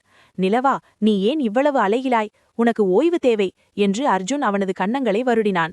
நிலவன் அர்ஜுனின் கைகளை பிடித்து தன் இதழ்களோடு ஒற்றிக்கொண்டான். உங்களை பார்க்காமல் என்னால் ஒரு நிமிடம் கூட இருக்க முடியவில்லை அர்ஜுன். அந்த சண்டையின் போது நீங்கள் இரத்தக்கரையோடு வந்தபோது என் இதயம் நின்றது போல இருந்தது. என் உயிரும் என் பிள்ளையின் உயிரும் உங்கள் கைகளில்தான் இருக்கிறது. அர்ஜுன் நிலவனின் மடியில் தன் தலையை சாய்த்துக் கொண்டான். ஒரு முரட்டு அல்ஃபா தன் ஒமேகாவின் மடியில் இப்படி ஒரு குழந்தையைப் போல தஞ்சமடைவது ஓநாய் மனிதர்களின் உலகில் ஒரு அரிய காட்சி. நிலவா, இந்த மடிதான் எனக்கு மிகப்பெரிய போர்க்களம். இங்கேதான் நான் அமைதியை காண்கிறேன். விக்ரம் நம்மை தேடி வருவது உறுதி. ஆனால் அவன் வரும்போது நான் மட்டும் அவனுக்கு எதிராக இருக்க மாட்டேன். இந்த காடே அவனுக்கு எதிராக திரும்பும். அர்ஜுன் ஒரு ரகசிய திட்டத்தை தீட்டினான். ஓநாய் மனிதர்களின் புராணங்களில் மூன்ஸ்டோன் புரொடெக்ஷன் என்ற ஒரு முறையுண்டு. இந்த காட்டின் எல்லைகளில் அர்ஜுன் தன் இரத்தத்தையும் அல்ஃபாவின் சக்தியையும் கலந்து சில கற்களை புதைக்க முடிவு செய்தான். இது ஒரு மாய அரண் போல செயல்படும். இது விக்ரமின் ஆட்கள் உள்ளே நுழையும் போது அவர்களின் சக்தியை பாதியாக குறைத்துவிடும். அன்று இரவு அர்ஜுன் நிலவிற்காக ஒரு விசேஷமான விருந்தை சமைத்தான். காட்டில் கிடைத்த தேன், கிழங்குகள் மற்றும் சத்தான கனிகளை நிலவனுக்கு தன் கையாலேயே ஊட்டிவிட்டான். அர்ஜுன், எனக்கு ஒரு விசித்திரமான ஆசை என்று நிலவன் மெல்லச் சொன்னான். சொல் நிலவா. நாம் ஒருமுறை கூட சேர்ந்து ஓநாய் உருவத்தில் ஓடவில்லை. எனக்கு இப்போது வயிறு பெரிதாகிவிட்டதால் முழுமையாக ஓட முடியாது. ஆனால் நில ஒளியில் உங்கள் பிடரியை தடவிக்கொண்டே ஒரு சிறு நடை செல்ல விரும்புகிறேன் என்றான் நிலவன். அர்ஜுன் புன்னகைத்தான். நில ஒளி நன்றாக பறந்திருந்த அந்த நடுநிரவில் அர்ஜுன் ஒரு பிரம்மாண்டமான கருப்பு ஓநாயாக மாறினான். அவனது கண்கள் நில ஒளியில் நீல நிறத்தில் மின்னின. நிலவன் மெதுவாக அர்ஜுனின் அருகில் வந்து அவனது மென்மையான பிடரியை தடவினான். அர்ஜுன் தன் தலையை நிலவனின் கால்களில் தேய்த்து தன் அன்பை வெளிப்படுத்தினான். நிலவன் அர்ஜுனின் மீது மெதுவாக சாய்ந்து கொண்டான். இருவரும் காட்டின் அடர்ந்த பகுதிக்குள் நடந்தனர். அர்ஜுன் மிக மெதுவாக நடந்தான். நிலவனுக்கு எந்த அசைவும் கஷ்டத்தை தந்துவிடக்கூடாது என்பதில் அவன் குறியாக இருந்தான். அந்த அமைதியான காட்டில் ஒரு மாபெரும் கருப்பு ஓநாயும் ஒரு பேரழகான ஒமேகாவும் இணைந்து சென்ற காட்சி ஒரு ஓவியம் போல இருந்தது. திடீரென நிலவன் நின்றான். அவனது நுகர்வு திறன் ஒரு விசித்திரமான மனத்தை உணர்ந்தது. அது விக்ரமின் மனமல்ல, அது ஒரு பெண் ஓநாயின் மனம். அர்ஜுன் அல்ஃபாவே, அங்கே யாரோ இருக்கிறார்கள் என்று நிலவன் சுட்டிக்காட்டினான். அர்ஜுன் உடனடியாக தன் மனித உருவிற்கு மாறி நிலவனை தன் பின்னால் மறைத்துக் கொண்டான். புதர்களுக்கு பின்னால் இருந்து ஒரு பெண் வெளிப்பட்டாள். அவள் உடல் முழுவதும் காயங்கள். அவள் விக்ரமின் கூட்டத்திலிருந்து தப்பி வந்த ஒரு பீட்டா பெண். அர்ஜுன் அல்ஃபாவே, என்னை மன்னித்து விடுங்கள். விக்ரம் ஒரு மிகப்பெரிய படையுடன் நாளை இரவு பௌர்ணமி அன்று உங்களை தாக்கப் போகிறான். அவன் ஒரு டார்க் மேஜிக் தெரிந்த ஓநாயுடன் வருகிறான். உங்கள் உயிரை காப்பாற்றிக் கொள்ளுங்கள் என்று கூறிவிட்டு அவள் மயங்கி விழுந்தாள். அர்ஜுனின் முகம் கவலையில் ஆழ்ந்தது. விக்ரம் வெறும் பலத்தை மட்டும் நம்பி வரவில்லை, அவன் சூனியத்தையும் துணைக்கு அழைக்கிறான். இது ஒரு சாதாரண போர் அல்ல, இது ஒரு தர்ம யுத்தம். அர்ஜுன் நிலவனை பார்த்தான். நிலவனின் கண்களில் கண்ணீர் திரண்டிருந்தது. அர்ஜுன் அவனது கைகளை இறுக பற்றிக் கொண்டான். பயப்படாதே நிலவா, பௌர்ணமி நிலவு நமக்காகத்தான் உதிக்கும். அந்த இருளை என் காதல் அழிக்கும். அத்தியாயம் 12. அந்த பெண் ஓநாய் கொண்டு வந்த செய்தி பௌர்ணமி தேசத்தின் அமைதியை குலைத்திருந்தது. விக்ரம் வெறும் ஆயுதங்களோடு வரவில்லை. ஓநாய் இனத்தின் ஆதி விதிகளை மீறி டார்க் மேஜிக் எனப்படும் இருள் வித்தையை துணைக்கு அழைத்து வருகிறான் என்பது அர்ஜுனை சிந்திக்க வைத்தது. ஆனால் அர்ஜுன் ஒரு சாதாரண ஆல்ஃபாவல்ல, அவன் மௌனத்தை சுமந்திருக்கும் எரிமலை. அன்றைய பொழுது விடிந்தபோது அர்ஜுன் தன் வீட்டை சுற்றிலும் ஒரு பாதுகாப்பு வலயத்தை உருவாக்கத் தொடங்கினான். நிலவன் அந்த ஜன்னலோரம் அமர்ந்து அர்ஜுன் செய்வதையே பார்த்து கொண்டிருந்தான்.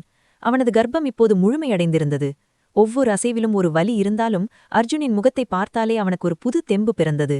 அர்ஜுன் காட்டின் எல்லைகளிலிருந்த 4 திசைகளிலும் தன் இரத்தத்தால் நனைத்த மரப்பலகைகளை நட்டான். நிலவா, இது சாதாரண மரமல்ல, இது ஆல்ஃபாவின் ரத்தம் கலந்த வேலி. இருள் வித்தை தெரிந்தவர்கள் யாராவது எல்லைக்குள் நுழைந்தால் இந்த வேலி அவர்களுக்கு ஒரு நரகத்தை உண்டாக்கும் என்றான் அர்ஜுன்.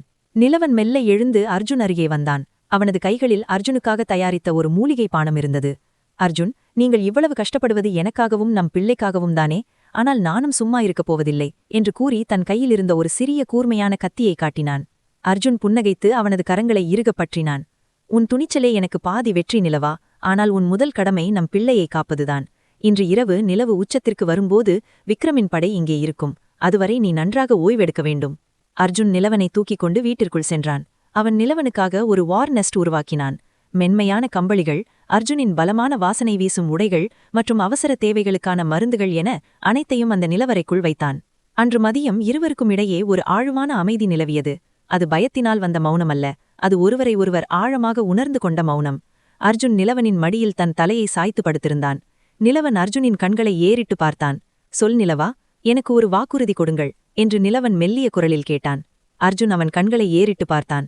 சொல் நிலவா, போரின் போது உங்களை நீங்கள் கவனித்துக் கொள்ள வேண்டும். உங்களை இழந்துவிட்டு இந்த உலகத்தில் எனக்கும் என் பிள்ளைக்கும் யாரும் கிடையாது. நீங்கள்தான் எங்கள் சூரியன் என்று கூறி நிலவன் குனிந்து அர்ஜுனின் நெற்றியில் தன் இதழ்களை பதித்தான். அர்ஜுன் நிலவனின் கைகளைப் பற்றி தன் இதயத்தின் மீது வைத்துக் கொண்டான். என் இதயம் துடிக்கும் வரை உனக்கு எந்த பாதிப்பும் வராது நிலவா. இன்று இரவு ஒரு ஆல்பாவின் உண்மையான சீற்றம் என்னவென்று இந்த உலகம் அறியும். நம் காதல் ஒரு கவசமாக நம்மை சுற்றியிருக்கும். அர்ஜுன் எழுந்து தன் ஆயுதங்களை தயார் செய்தான். அவன் ஒரு பழைய இரும்பு வாளை தீட்டினான். அந்த வாள் அவனது முன்னோர்கள் பயன்படுத்தியது.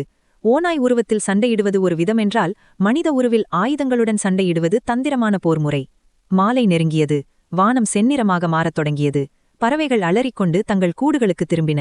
காடே ஒரு பயங்கரமான எதிர்பார்ப்பில் உறைந்து நின்றது. அர்ஜுன் நிலவனை நிலவறைக்குள் அழைத்து சென்றான். இங்கே இரு நிலவா, உன் சுவாசம் மட்டும் எனக்கு கேட்டுக்கொண்டே இருக்கட்டும். அதுதான் என்னை ஊக்கப்படுத்தும் என்று கூறி அர்ஜுன் நிலவனின் உதடுகளில் ஒரு நீண்ட ஆழமான முத்தத்தை தந்தான். அது ஒரு விடைபெறுதல் அல்ல, அது ஒரு வெற்றியின் உறுதிமொழி. அர்ஜுன் எழுந்து தன் ஆயுதங்களை தயார் செய்தான். அவன் ஒரு பழைய இரும்பு வாளை தீட்டினான். அந்த வாள் அவனது முன்னோர்கள் பயன்படுத்தியது. ஓநாய் உருவத்தில் சண்டையிடுவது ஒரு விதமென்றால், மனித உருவில் ஆயுதங்களுடன் சண்டையிடுவது தந்திரமான போர்முறை. அத்தியாயம் 13. வானில் பௌர்ணமி நிலவு ஒரு பிரம்மாண்டமான வெள்ளைத் தட்டைப் போல காட்சியளித்தது. ஆனால் அந்த நிலவொளி இன்று அமைதியை தரவில்லை. அது இரத்தத்தின் நிறத்தை சுமந்து வரப்போகும் போருக்கான சாட்சியாக நின்றது. அர்ஜுன் வீட்டின் முன் ஒரு பாறையைப் போல அசையாமல் நின்றிருந்தான். அவனது உடல் முழுவதும் ஒரு விசித்திரமான ஆற்றல், எனர்ஜி பரவியிருந்தது. காட்டின் இருளிலிருந்து விக்ரம் மெல்ல வெளிப்பட்டான்.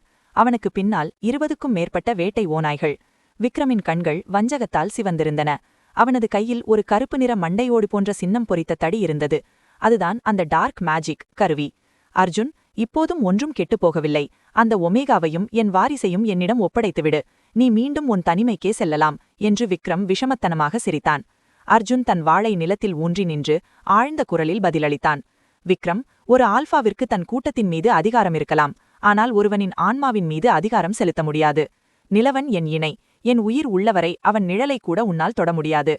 விக்ரம் சினத்துடன் தன் கையிலிருந்த தடியை உயர்த்தினான். ஒரு கரிய புகை அர்ஜுனை நோக்கி பாய்ந்து வந்தது. அது சாதாரண புகையல்ல, அது எதிரியின் மன வலிமையை குலைக்கும் ஒரு மாயா வலை. ஆனால் அர்ஜுன் ஏற்கனவே தன் இரத்தத்தால் உருவாக்கியிருந்த அந்த பாதுகாப்பு எல்லை அந்த இருள் புகையை தடுத்து நிறுத்தியது. தாக்குங்கள் என்று விக்ரம் கட்டளையிட 20 ஓநாய்களும் ஒரே நேரத்தில் அர்ஜுனை நோக்கி பாய்ந்தன. அர்ஜுன் ஒரு மின்னலைப் போல சுழன்றான். அவன் ஒரு பிரம்மாண்டமான கருப்பு ஓநாயாக மாறினான். அவனது உருமல் அந்த காட்டை துளைத்தது. அர்ஜுனின் வேகம் விக்ரமின் ஆட்களால் கணிக்க முடியாததாக இருந்தது. அவன் ஒரே நேரத்தில் 3 ஓநாய்களை தன் நகங்களால் கிழித்து எறிந்தான். அர்ஜுனின் உடலிலிருந்த அந்த தூய ஆல்பா சக்தி, பியூர் ஆல்பா எனர்ஜி, விக்ரமின் மாயாஜால சக்தியை முறியடிக்கத் தொடங்கியது. அதே சமயம் நிலவறைக்குள்ளிருந்த நிலவனுக்கு ஒரு பயங்கரமான மாற்றம் ஏற்பட்டது. போரின் அதிர்வுகளும் அர்ஜுனின் ஆக்ரோஷமான உணர்ச்சிகளும் நிலவனின் இரத்தத்தில் கலந்தன. அவனது அடிவயிற்றில் ஒரு கூர்மையான வலி மின்னலைப் போல பாய்ந்தது. அர்ஜுன் என்று நிலவன் வலியால் அலறினான். அவனுக்கு பிரசவ வலி தொடங்கிவிட்டது. ஒரு ஒமேகாவிற்கு பிரசவ நேரம் என்பது மிக மென்மையான தருணம். ஆனால் நிலவன் இப்போது ஒரு போர்க்களத்தின் நடுவில் இருக்கிறான். அர்ஜுனின் வாசனை நிறைந்த சட்டையை அவன் இறுகப் பற்றிக் கொண்டான். அவனது கண்கள் நிலவொளியைப் போல வெண்மையாக மாறின.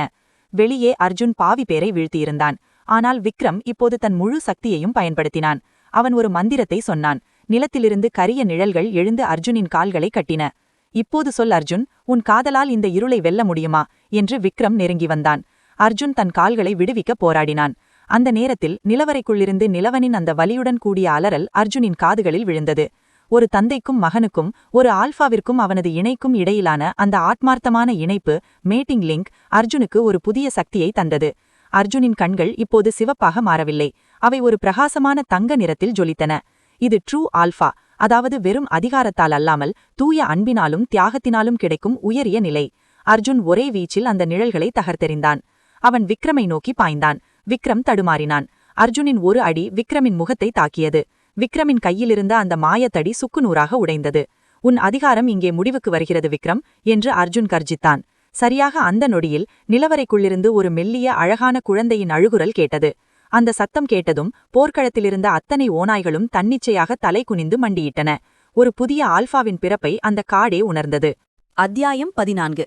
அந்த குழந்தையின் அழுகுரல் ஒரு மந்திரத்தைப் போல போர்க்களத்தின் இரைச்சலை முழுவதுமாக விழுங்கியிருந்தது. அதுவரை இரத்த வெறியோடு சண்டையிட்டுக் கொண்டிருந்த விக்ரமின் ஓநாய்கள் அந்த சத்தத்தை கேட்டதும் சிலையாக உறைந்து நின்றன. ஓநாய் இனத்தின் ஆதி விதிகளின்படி ஒரு ட்ரூ ஆல்ஃபாவின் வாரிசு பிறக்கும்போது இயற்கையே அதற்கு தலைவணங்கும். விக்ரம் இழந்தது வெறும் போரை மட்டுமல்ல, தன் கூட்டத்தின் மீதான மரியாதையையும் தான். அவனது கையில் இருந்த மாயக்கோல் உடைந்ததைப் போலவே அவனது ஆணவமும் சுக்குநூறாக உடைந்து போயிருந்தது. அர்ஜுன் விக்ரமை நோக்கி திரும்பினான். அவனது கண்களில் இப்போது கோபமில்லை, ஒரு ராஜாவிற்கே உரிய அமைதி இருந்தது. உன் இருள் வித்தைகள் ஒரு உயிரின் தூய்மைக்கு முன்னால் தோற்றுவிட்டன விக்ரம். என் குழந்தை பிறந்த இந்த தருணத்தை இரத்தத்தால் அசுத்தப்படுத்த நான் விரும்பவில்லை. உன் உயிரை நான் பரிசாக தருகிறேன். ஓடிவிடு. இனி இந்த காட்டின் பக்கம் தலை வைத்து படுத்தால் உன் தலை இருக்காது என்று அர்ஜுன் கர்ஜித்தான்.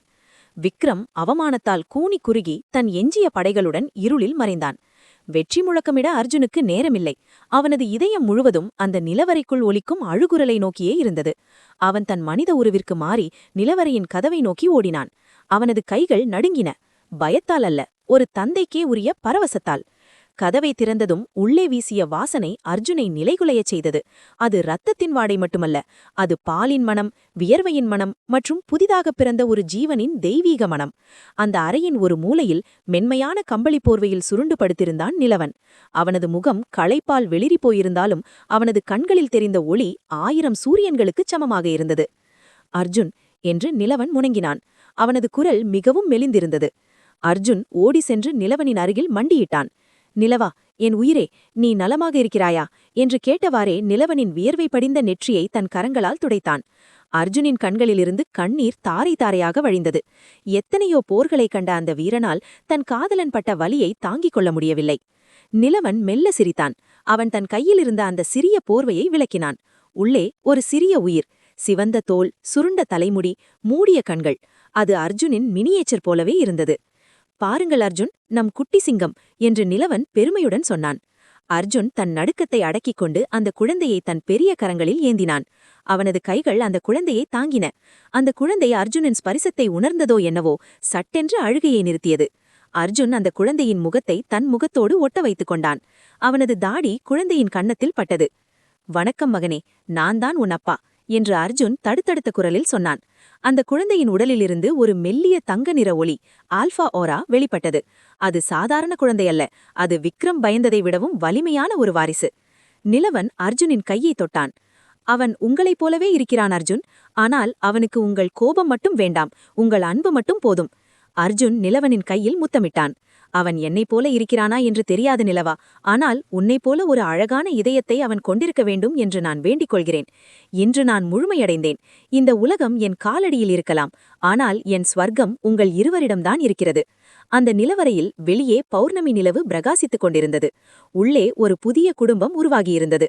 அர்ஜுன், நிலவன் மற்றும் அவர்களின் குழந்தை.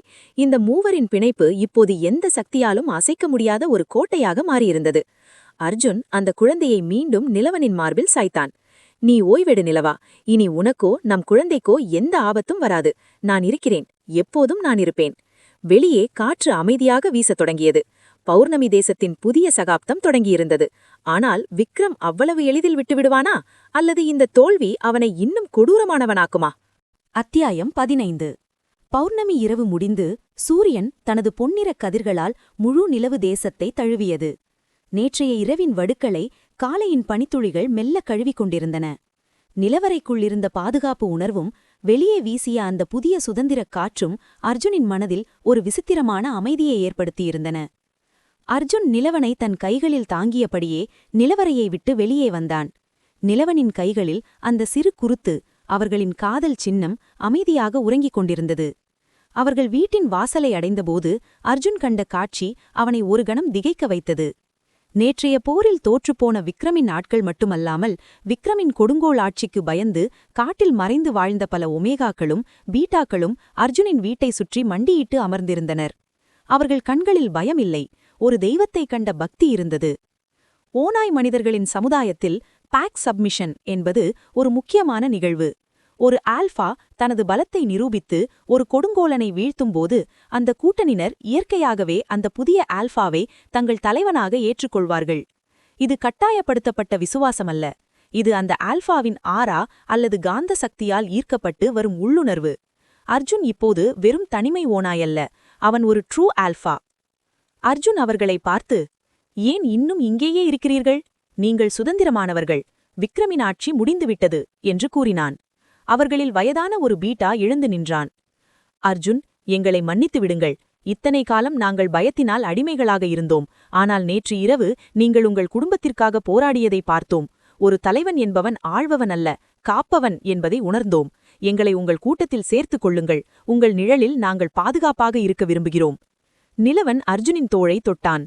அவனது கண்கள் இன்னும் பிரசவ களைப்பில் இருந்தாலும் அதில் ஒரு தெளிவு இருந்தது. அர்ஜுன், இவர்களை நிராகரிக்காதீர்கள். நீங்களும் நானும் தனிமையின் வலியை உணர்ந்தவர்கள். இவர்களுக்கு தேவை ஒரு தலைவன் மட்டுமல்ல, ஒரு குடும்பம். நாம் ஆசைப்பட்ட அந்த புதிய அன்பான சமூகத்தை உருவாக்க இதுவே சரியான தருணம். அர்ஜுன் நிலவனின் வார்த்தைகளில் இருந்த உண்மையை உணர்ந்தான். அவன் அந்த கூட்டத்தை பார்த்தான். அங்கே காயப்பட்டவர்கள், பயந்தவர்கள், கைவிடப்பட்டவர்கள் இருந்தனர். அர்ஜுன் தன் கையில் இருந்த குழந்தையை சற்று உயர்த்தி பிடித்தான். காலை சூரியனின் ஒளி அந்த குழந்தையின் முகத்தில் பட்டது. கேளுங்கள், அர்ஜுனின் குரல் ஒரு சிங்கத்தின் கர்ஜனையைப் போல கம்பீரமாக ஒலித்தது. இன்று முதல் இது விக்ரமின் காடல்ல, இது நம் அனைவரின் வீடு. இங்கே ஆல்ஃபா ஒமேகா என்ற பாகுபாடு இருக்காது. வலிமையானவர்கள் பலவீனமானவர்களை காக்க வேண்டும். இதுதான் என் சட்டம். இதை ஏற்கிறவர்கள் என்னுடன் இணையலாம். அந்த கூட்டமே ஒரே குரலில், நாங்கள் ஏற்கிறோம் ஆல்ஃபா என்று முழங்கியது. அது ஒரு புதிய சகாப்தத்தின் தொடக்கம். அர்ஜுன் நிலவனை பார்த்து புன்னகைத்தான். நிலவா, நம் மகனுக்கு பெயர் சூட்ட இதுவே நல்ல நேரம். இந்த கூட்டத்தின் முதல் வாரிசு இவன். நிலவன் அந்த குழந்தையின் பிஞ்சு விரல்களை தொட்டான். அந்த குழந்தை மெல்ல கண்களை திறந்தது. அதன் கண்கள் அர்ஜுனின் கண்களைப் போலவே ஆழ்ந்த நீல நிறத்தில் இருந்தன. அர்ஜுன், இவன் இருளை விரட்டிய சூரியன் போல வந்தவன். இவன் அனைவருக்கும் நண்பனாக இருப்பான். அதனால் இவனுக்கு மித்ரன் என்று பெயர் சூட்டலாம். மித்ரன் என்றால் சூரியன் என்றும் நண்பன் என்றும் பொருள். அர்ஜுன் அந்த பெயரை சொல்லி அழைத்தான். மித்ரன். அந்த குழந்தை அந்த சத்தத்தை கேட்டு ஒரு அழகிய சிரிப்பை உதிர்த்தது. அர்ஜுன் அந்த குழந்தையை அந்த கூட்டத்திற்கு காட்டினான்.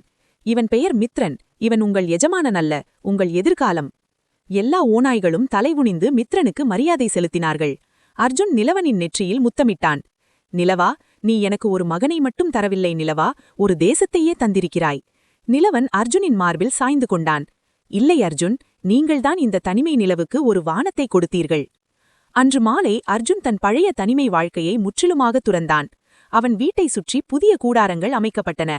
அர்ஜுன் ஒவ்வொருவருக்கும் வேலைகளை பகிர்ந்து கொடுத்தான். ஆனால் அவன் நிலவனை விட்டு ஒரு கணம் கூட பிரியவில்லை. நிலவன் குழந்தைக்கு பாலூட்டும் போதெல்லாம் அர்ஜுன் அருகே அமர்ந்து அவனது தலைமுடியை வருடிக் கொடுப்பதையும் அவனது தேவைகளை கவனிப்பதையும் தன் முதல் கடமையாக கொண்டிருந்தான். ஆனால் இந்த மகிழ்ச்சிக்கு நடுவில் ஒரு இருண்ட நிழல் இன்னும் மறையவில்லை. விக்ரம் காட்டிலிருந்து தப்பி ஓடிவிட்டான் என்பது உண்மைதான். ஆனால் காயப்பட்ட பாம்பு சுண்ணா இருக்காது. அவன் தன் தோல்விக்கு பழிவாங்க ஓநாய் இனத்தின் பரம்பரை எதிரிகளான வாம்பயர், அதாவது இரத்தக் காட்டேரிகள் இனத்துடன் கூட்டு சேர திட்டமிட்டிருந்தான். அத்தியாயம் 16. நாட்கள் வாரங்களாயின. மித்ரனின் வருகை அந்த மரவீட்டின் ஆன்மாவையே மாற்றியிருந்தது. ஒரு காலத்தில் தனிமையின் நிசப்தம் மட்டுமே குடிகொண்டிருந்த அந்த அறைகளில் இப்போது ஒரு பிஞ்சு பாலகனின் சினுங்கல்களும் அவனது தந்தையின் தாலாட்டுச் சத்தமும் நிறைந்து வழிந்தன. அர்ஜுன் முன்பு ஒரு கடுமையான அல்ஃபாவாக அறியப்பட்டவன் இப்போது மித்திரனின் சிறு அசைவிற்கு கூட பதறும் ஒரு மென்மையான தந்தையாக மாறியிருந்தான். அன்று இரவு நிலவன் அயர்ந்து உறங்கிக் கொண்டிருந்தான். அவனது முகம் ஒருவிதமான நிம்மதியில் பூத்திருந்தது. ஆனால் அர்ஜுனுக்கு உறக்கம் வரவில்லை. அவன் தொட்டிலின் அருகே அமர்ந்து மித்திரனின் உறக்கத்தை இமைக்காமல் பார்த்து கொண்டிருந்தான். மித்திரனின் கண்கள் மூடியிருந்தன. அவனது சிறிய கைகள் காற்றில் ஏதையோ பிடிப்பது போல அசைந்தன. அர்ஜுன் தன் ஆள்காட்டி விரலை மெதுவாக மித்திரனின் உள்ளங்கையில் வைத்தான். அந்த பிஞ்சு விரல்கள் உடனே அர்ஜுனின் விரலை இறுக பற்றிக் கொண்டன. அந்த பிடியிலிருந்த வலிமை அர்ஜுனை சிலிர்க்க வைத்தது. என் குட்டிச் சிங்கம் என்று அர்ஜுன் தனக்குள் முணுவெழுத்தான். அவனது கரடுமுரடான போர்க்கலையில் தேர்ந்த விரல்கள் அந்த மென்மையான பூவை போன்ற கைகளுக்குள் சிறைப்பட்டு கிடந்தன. திடீரென ஒரு மெல்லிய கரம் அர்ஜுனின் தோளை தொட்டது. நிலவன் விழித்திருந்தான். அவன் கண்களில் தூக்கம் இருந்தாலும் உதட்டில் ஒரு புன்னகை இருந்தது. அர்ஜுன், இன்னும் தூங்கவில்லையா? நீங்கள் விழித்திருந்தால் அவனும் விழித்துக் கொள்வான். அவனுக்கு உங்கள் இதய துடிப்பு ஒரு தாலாட்டு போல கேட்கும் என்றான் நிலவன். அர்ஜுன் திரும்பினான். நிலவனின் கலைந்த தலைமுடியும் தூக்க கலக்கமும் அவனை இன்னும் அழகாக்கின. அர்ஜுன் நிலவனை தன் மடியில் இழுத்து அமர வைத்தான். அவன் மூச்சுவிடும் சத்தத்தை கேட்பதே எனக்கு ஒரு தியானம் போல இருக்கிறது நிலவா. இவ்வளவு சிறிய உயிருக்கு இவ்வளவு பெரிய சக்தி இருக்கிறது என்று வியக்கிறேன். நிலவன் அர்ஜுனின் மார்பில் சாய்ந்து அவனது கழுத்தில் முகத்தை புதைத்தான். ஓநாய் மனிதர்களின் மேட்டிங் பாண்ட் குழந்தை பிறந்த பிறகு இன்னும் வலுவடையும். அர்ஜுனிடமிருந்து வந்த அந்த பாதுகாப்பான வாசனை நிலவனை அமைதிப்படுத்தியது. நீங்கள் ஒரு சிறந்த தந்தை அர்ஜுன். உங்கள் கோபம் உலகுக்கு தெரியும், ஆனால் உங்கள் காதல் எங்களுக்கு மட்டுமே தெரியும். அந்த இரவு அந்த அறையில் வெறும் மூச்சுக்காற்று மட்டும் கேட்கவில்லை. 2 ஆன்மாக்களின் சங்கமும் அமைதியாக நிகழ்ந்து கொண்டிருந்தது. அத்தியாயம் 17. பாலும் தேனும். மித்திரன் வளரத் தொடங்கிய வேகம் அசாத்தியமானது. ஓநாய் மனிதர்களின் குழந்தைகள் சாதாரண குழந்தைகளை விட சற்று வேகமாகவே வளர்வார்கள். அவனது கண்கள் இப்போது தெளிவாக தெரியத் தொடங்கின. அர்ஜுனின் நீல நிற கண்கள், ஆனால் நிலவனின் கருணை அதில் நிரம்பியிருந்தது. ஒரு நாள் காலை அர்ஜுன் மித்திரனை குளிப்பாட்ட தயாரானான். இது அர்ஜுனுக்கு பிடித்தமான வேலைகளில் ஒன்று. வெதுவெதுப்பான நீரை ஒரு பெரிய மரத்தொட்டியில் நிரப்பி அதில் மூலிகை இலைகளை போட்டான். நிலவன் பக்கத்தில் நின்று அர்ஜுனின் செயல்களை ரசித்துக் கொண்டிருந்தான். ஒரு மாபெரும் உருவம் கொண்ட அல்ஃபா மிக நுணுக்கமாக தன் குழந்தையை கையாள்வது ஒரு கவிதை போல இருந்தது. மெதுவாக அர்ஜுன், அவன் காதுகளில் தண்ணீர் போய்விடப் போகிறது என்று நிலவன் எச்சரித்தான். அர்ஜுன் சிரித்துக்கொண்டே, நான் எத்தனையோ நதிகளை கடந்தவன் நிலவார், இந்த சிறு ஓடை எனக்கு பெரிதல்ல என்று கூறி மித்திரனை தண்ணீரில் இறக்கினான். மித்திரன் தண்ணீரை தன் கால்களால் உதைத்து சிரித்தான். அந்த தண்ணீர் அர்ஜுனின் முகத்தில் தெரித்தது. நிலவன் சத்தமாக சிரித்தான். பாருங்கள், உங்கள் மகன் உங்களை விட சேட்டைக்காரன். அர்ஜுன் தன் முகத்தை துடைக்காமல் ஈரம் சொட்ட சொட்ட நிலவனை பார்த்தான். அர்ஜுனின் சட்டை நனைந்து அவனது உடலோடு ஒட்டியிருந்தது. அவனது கட்டுமஸ்தான தேகம் அந்த ஈரத்தில் இன்னும் கவர்ச்சியாக தெரிந்தது. நிலவனின் சிரிப்பு மெல்ல அடங்கியது. அவனது பார்வை அர்ஜுனின் ஈரம் படிந்த உதடுகளில் நிலைத்தது. அர்ஜுன் மித்திரனை துடைத்து தொட்டிலில் போட்டான். பிறகு மெதுவாக நிலவனை நோக்கி நடந்தான். என் மகன் செய்த சேட்டைக்கு தாய்தான் பொறுப்பேற்க வேண்டும் என்று அர்ஜுன் ஒரு கள்ளச்சிரிப்புடன் சொன்னான். நிலவன் பின்வாங்கினான். ஆனால் சுவரில் முட்டி நின்றான். அர்ஜுன், குழந்தை பார்த்து கொண்டிருக்கிறார் என்று கூறிய அர்ஜுன் நிலவனின் இருபுறவும் கைகளை வைத்து அவனை சிறைப்பிடித்தான். அர்ஜுனிடமிருந்து வந்த அந்த ஈரம் கலந்த வாசனை நிலவனை மயக்கியது. அர்ஜுன் குனிந்து நிலவனின் கழுத்து வளைவில் சரியாக அந்த மார்க்கிங் இருந்த இடத்தில் அவன் மூக்கை தேய்த்தான். உன் வாசனை மாறிவிட்டது நிலவா. முன்பு தேன் போல இருந்தது, இப்போது பாலும் சந்தனமும் கலந்த ஒரு தெய்வீக மனம். இது என்னை பைத்தியமாக்குகிறது என்றான் அர்ஜுன். நிலவன் அர்ஜுனின் தலைமுடியை கோதினாள். அது தாய்ப்பாலின் மனம் அர்ஜுன். இல்லை, இது என் நிலவின் மனம் என்று கூறி அர்ஜுன் நிலவனின் இதழ்களை மென்மையாக கவ்வினான். அது ஒரு அவசரமான முத்தமல்ல, அது ஒரு தாகம் தீர்க்கும் முத்தம். நிலவன் அர்ஜுனின் ஈரமான சட்டையை பற்றிக்கொண்டு அவனது அணைப்பில் கரைந்தான். மித்திரன் தொட்டிலிலிருந்து கூ என்று சத்தமிட்டான். இருவரும் சிரித்துக்கொண்டே விலகினார்கள். ஆனால் அந்த அறையில் காதலின் வெப்பம் இன்னும் குறையவில்லை. அத்தியாயம் 18. மித்திரனுக்கு 3 மாதங்கள் ஆகியிருந்தது. அன்று பௌர்ணமி இரவு. நிலவு வானத்தில் முழுமையாக பிரகாசித்தது. ஓநாய் மனிதர்களின் குழந்தைகளுக்கு பௌர்ணமி என்பது ஒரு முக்கியமான நாள். அவர்களின் ஓநாய் உள்ளுணர்வு முதன்முறையாக விழிக்கக்கூடிய நாள். அர்ஜுனும் நிலவனும் மித்திரனை தூக்கிக் கொண்டு வீட்டுக்கு வெளியே இருந்த புல்வெளியில் அமர்ந்திருந்தார்கள். மித்திரன் வானத்தையே உற்று பார்த்து கொண்டிருந்தான். அவனது கண்கள் நிலவின் ஒளியில் மின்னின. திடீரென மித்திரன் தன் சிறிய தலையை உயர்த்தி ஒரு விசித்திரமான சத்தத்தை எழுப்ப முயற்சித்தான். அது அழுகை அல்ல, அது ஒரு மெல்லிய ஊளை. அர்ஜுன், பாருங்கள்! நிலவன் பரவசத்தில் கத்தினான். அர்ஜுன் ஆச்சரியத்துடன் பார்த்தான். அவன் நிலவோடு பேச முயற்சிக்கிறான் நிலவா. இது ஒரு ட்ரூ அல்ஃபாவின் அடையாளம். மித்திரன் மீண்டும் முயற்சித்தான். ஆவூ என்று ஒரு சிறிய கீச்சு குரல் வந்தது. அர்ஜுன் சத்தமாக சிரித்து மித்திரனை வானத்தை நோக்கி உயர்த்தினான். நன்றாக சொல் மகனே, இந்த காடு உன் குரலை கேட்கட்டும். அர்ஜுன் தன் ஓநாய் உருவத்திற்கு மாறினான். அவனது கண்கள் தங்க நிறத்தில் ஜொலித்தன. அவன் வானத்தை பார்த்து ஒரு கம்பீரமான ஊளையிட்டான். அதை கேட்ட மித்திரன் பயப்படாமல் கைத்தட்டி சிரித்தான். தன் தந்தையின் பலித்தை பார்த்து அவன் ரசித்தான். நிலவன் அவர்கள் இருவரையும் பார்த்து கொண்டிருந்தான். அவனது கண்கள் பனித்தன. என் 2 சிங்கங்கள் என்று அவன் பெருமையுடன் நினைத்தான். அர்ஜுன் மீண்டும் மனித உருவத்திற்கு மாறி நிலவனின் அருகே வந்து அமர்ந்தான். அவன் மித்திரனை நிலவனின் மடியில் வைத்தான். நிலவா, இவன் ஒரு சாதாரண குழந்தை அல்ல. இவன் வளர வளர இவனது சக்தி அதிகரிக்கும். அதை சமாளிக்க உனக்கு அதிகப்படியான ஆற்றல் தேவைப்படும். அதனால்தான் சொல்கிறேன். அர்ஜுன் நிலவனின் கழியை பிடித்தான். நீயும் உனக்குள் இருக்கும் அந்த ஒமேகா சக்தியை முழுமையாக உணர வேண்டும். நீ பலவீனமானவன் அல்ல. என் சக்தியில் பாதி உனக்குள்ளும் இருக்கிறது. நிலவன் அர்ஜுனின் தோளில் சாய்ந்தான். நீங்கள் இருக்கும் வரை எனக்கு எந்த பலமும் தேவையில்லை அர்ஜுன். உங்கள் நிழலே எனக்கு போதும். நிழல் அல்ல நிலவா, நீ என் ஒளி என்று அர்ஜுன் திருத்தினான். அன்று இரவு அந்த நிலவின் சாட்சியாக அந்த குடும்பம் தங்களின் பிணைப்பை மீண்டும் ஒருமுறை உறுதி செய்து கொண்டது. மித்திரன் தன் பெற்றோரின் நடுவில் நில ஒளியின் அரவணைப்பில் உறங்கினான். ஆனால் தூரத்தில் விக்ரமின் கண்கள் இவர்களை கண்காணித்துக் கொண்டிருப்பதை அவர்கள் அறியவில்லை. அத்தியாயம் 19. நாட்கள் மாதங்களாக உருண்டோடின. பௌர்ணமி தேசத்தின் பனிப்போர்வை விலகி வசந்தத்தின் பசுமை எங்கும் படர்ந்திருந்தது. மித்ரனுக்கு இப்போது 8 மாதங்கள். அவன் ஒரு சாதாரண குழந்தை அல்ல என்பதை அவனது ஒவ்வொரு அசைவும் நிரூபித்தது. அவனது கண்கள் அர்ஜுனின் அதே கடல் நீல நிறத்தில் இருந்தாலும் அதில் நிலவனின் கருணையும் கலந்திருந்தது. ஆனால் அவனது உடலில் ஓடும் ரத்தம் ஒரு ட்ரூ அல்ஃபா உடையது. True alpha blood. அன்று காலை அர்ஜுன் தனது வீட்டின் முன்புறம் அமர்ந்து ஓநாய் மனிதர்களுக்கு தேவையான வேட்டை கருவிகளை சுத்தம் செய்து கொண்டிருந்தான். நிலவன் மித்ரனை தரையில் அமர வைத்துவிட்டு அருகில் சமையல் வேலைகளில் ஈடுபட்டிருந்தான். மித்ரன் தரையில் தவழ்ந்து கொண்டிருந்தான். அவனது பிஞ்சுக் கால்கள் தரையில் படும்போதெல்லாம் அர்ஜுனுக்கு தன் நெஞ்சில் ஏதா ஒரு பூ மலர்வது போன்ற உணர்வு ஏற்பட்டது. திடீரென மித்ரன் ஒரு மரத்தூணை பிடித்துக்கொண்டு எழுந்து நிற்க முயற்சித்தான். அவனது கால்கள் நடுங்கின. ஆனால் அவனது பிடி உறுதியாக இருந்தது. நிலவன் இதை கவனித்துவிட்டு, "அர்ஜுன், பாருங்கள், நம் குட்டிச் சிங்கம் நிற்கப் போகிறான்" என்று கூச்சலிட்டான். அர்ஜுன் தன் கையிலிருந்த வேலையை அப்படியே போட்டுவிட்டு ஓடி வந்தான். அவன் மித்ரனை தூக்கவில்லை. மாறாக அவனுக்கு சற்று தொலைவில் மண்டியிட்டு அமர்ந்து தன் இரு கைகளையும் விரித்தான். "வா மகனே, உன் தந்தை இங்கே இருக்கிறேன். உன் முதல் அடியை நீயே எடுத்து வை" என்று அர்ஜுன் அழைத்தான். இது ஒரு அல்ஃபாவின் பயிற்சி முறை. குழந்தையை தூக்கி சுமப்பதை விட அவன் தன் சொந்த காலில் நிற்க ஊக்கப்படுத்துவதே சிறந்தது. மித்ரன் அர்ஜுனின் குரலை கேட்டதும் சிரித்தான். அவன் மெல்ல ஒரு காலை தூக்கி வைத்தான். அவனது உடல் தள்ளாடியது. ஆனால் அவன் விழவில்லை. அடுத்த அடியை எடுத்து வைத்தபோது அவன் அர்ஜுனின் விரிந்த கரங்களுக்குள் வந்து விழுந்தான். "ஆஹா, என் வீரன் நடந்துவிட்டான்" என்று அர்ஜுன் மித்ரனை தூக்கி வானத்தை நோக்கி சுழற்றினான். மித்ரன் மகிழ்ச்சியில் கலகலவென சிரித்தான். அந்த சிரிப்பொலி அந்த காடு முழுவதும் எதிரொலித்தது. அர்ஜுன் மித்ரனை தன் தோளில் அமர்த்திக் கொண்டு நிலவனின் அருகில் சென்றான். நிலவனின் கண்களில் ஆனந்த கண்ணீர். அவன் வீரன் அர்ஜுன். விழுந்து விடுவோமோ என்ற பயம் அவனுக்கு துளியும் இல்லை. அர்ஜுன் ஒரு கையால் மித்ரனை பிடித்துக்கொண்டு மறு கையால் நிலவனின் இடுப்பை வளைத்து தன் பக்கம் இழுத்தான். அவன் பலசாலிதான். ஆனால் அவனது சிரிப்பு உன்னுடையது நிலவா. அந்த சிரிப்புதான் என் உலகத்தை இயக்குகிறது. அர்ஜுன் குனிந்து நிலவனின் கழுத்தில் முகம் புதைத்தான். மித்ரன் தன் பிஞ்சு விரல்களால் அர்ஜுனின் தலைமுடியை கோதிக் கொண்டிருக்க அர்ஜுன் நிலவனின் வாசனையை ஆழமாக சுவாசித்தான். மித்ரன் வளர்ந்து விட்டான். இனி அவன் தனி அறையில் படுக்கலாம் என்று நினைக்கிறேன் என்று அர்ஜுன் குறும்பாக சொன்னான். நிலவன் வெட்கத்தில் முகம் சிவந்தான். அவன் இன்னும் குழந்தை அர்ஜுன். அவனுக்கு தாயின் அரவணைப்பு தேவை. அவனுக்கு தாயின் அரவணைப்பு தேவைதான். ஆனால் இந்த தந்தைக்கும் அவன் துணையின் அரவணைப்பு தேவைப்படுகிறதே, அதற்கு என்ன செய்வது என்று அர்ஜுன் கேட்க நிலவன் அவனை செல்லமாக தள்ளினான். அந்த குடும்பத்தின் மகிழ்ச்சிக்கு வானமே சாட்சியாக நின்றது. அத்தியாயம் 20. அன்று இரவு பௌர்ணமி தேசத்தில் அடைமழை பெய்து கொண்டிருந்தது. இடியின் ஓசைக்கு நடுவில் வீட்டுக்குள் எரிந்து கொண்டிருந்த நெருப்பின் வெப்பம் இதமாக இருந்தது. மித்ரன் பகல் முழுவதும் விளையாடிய களைப்பில் அவனது சிறிய தொட்டிலில் ஆழ்ந்த உறக்கத்தில் இருந்தான். நிலவன் ஜன்னல் ஓரம் நின்று மழையை ரசித்துக் கொண்டிருந்தான். அவனது மெலிந்த தேகத்தை அர்ஜுனின் ஒரு பெரிய சட்டை போர்த்தியிருந்தது.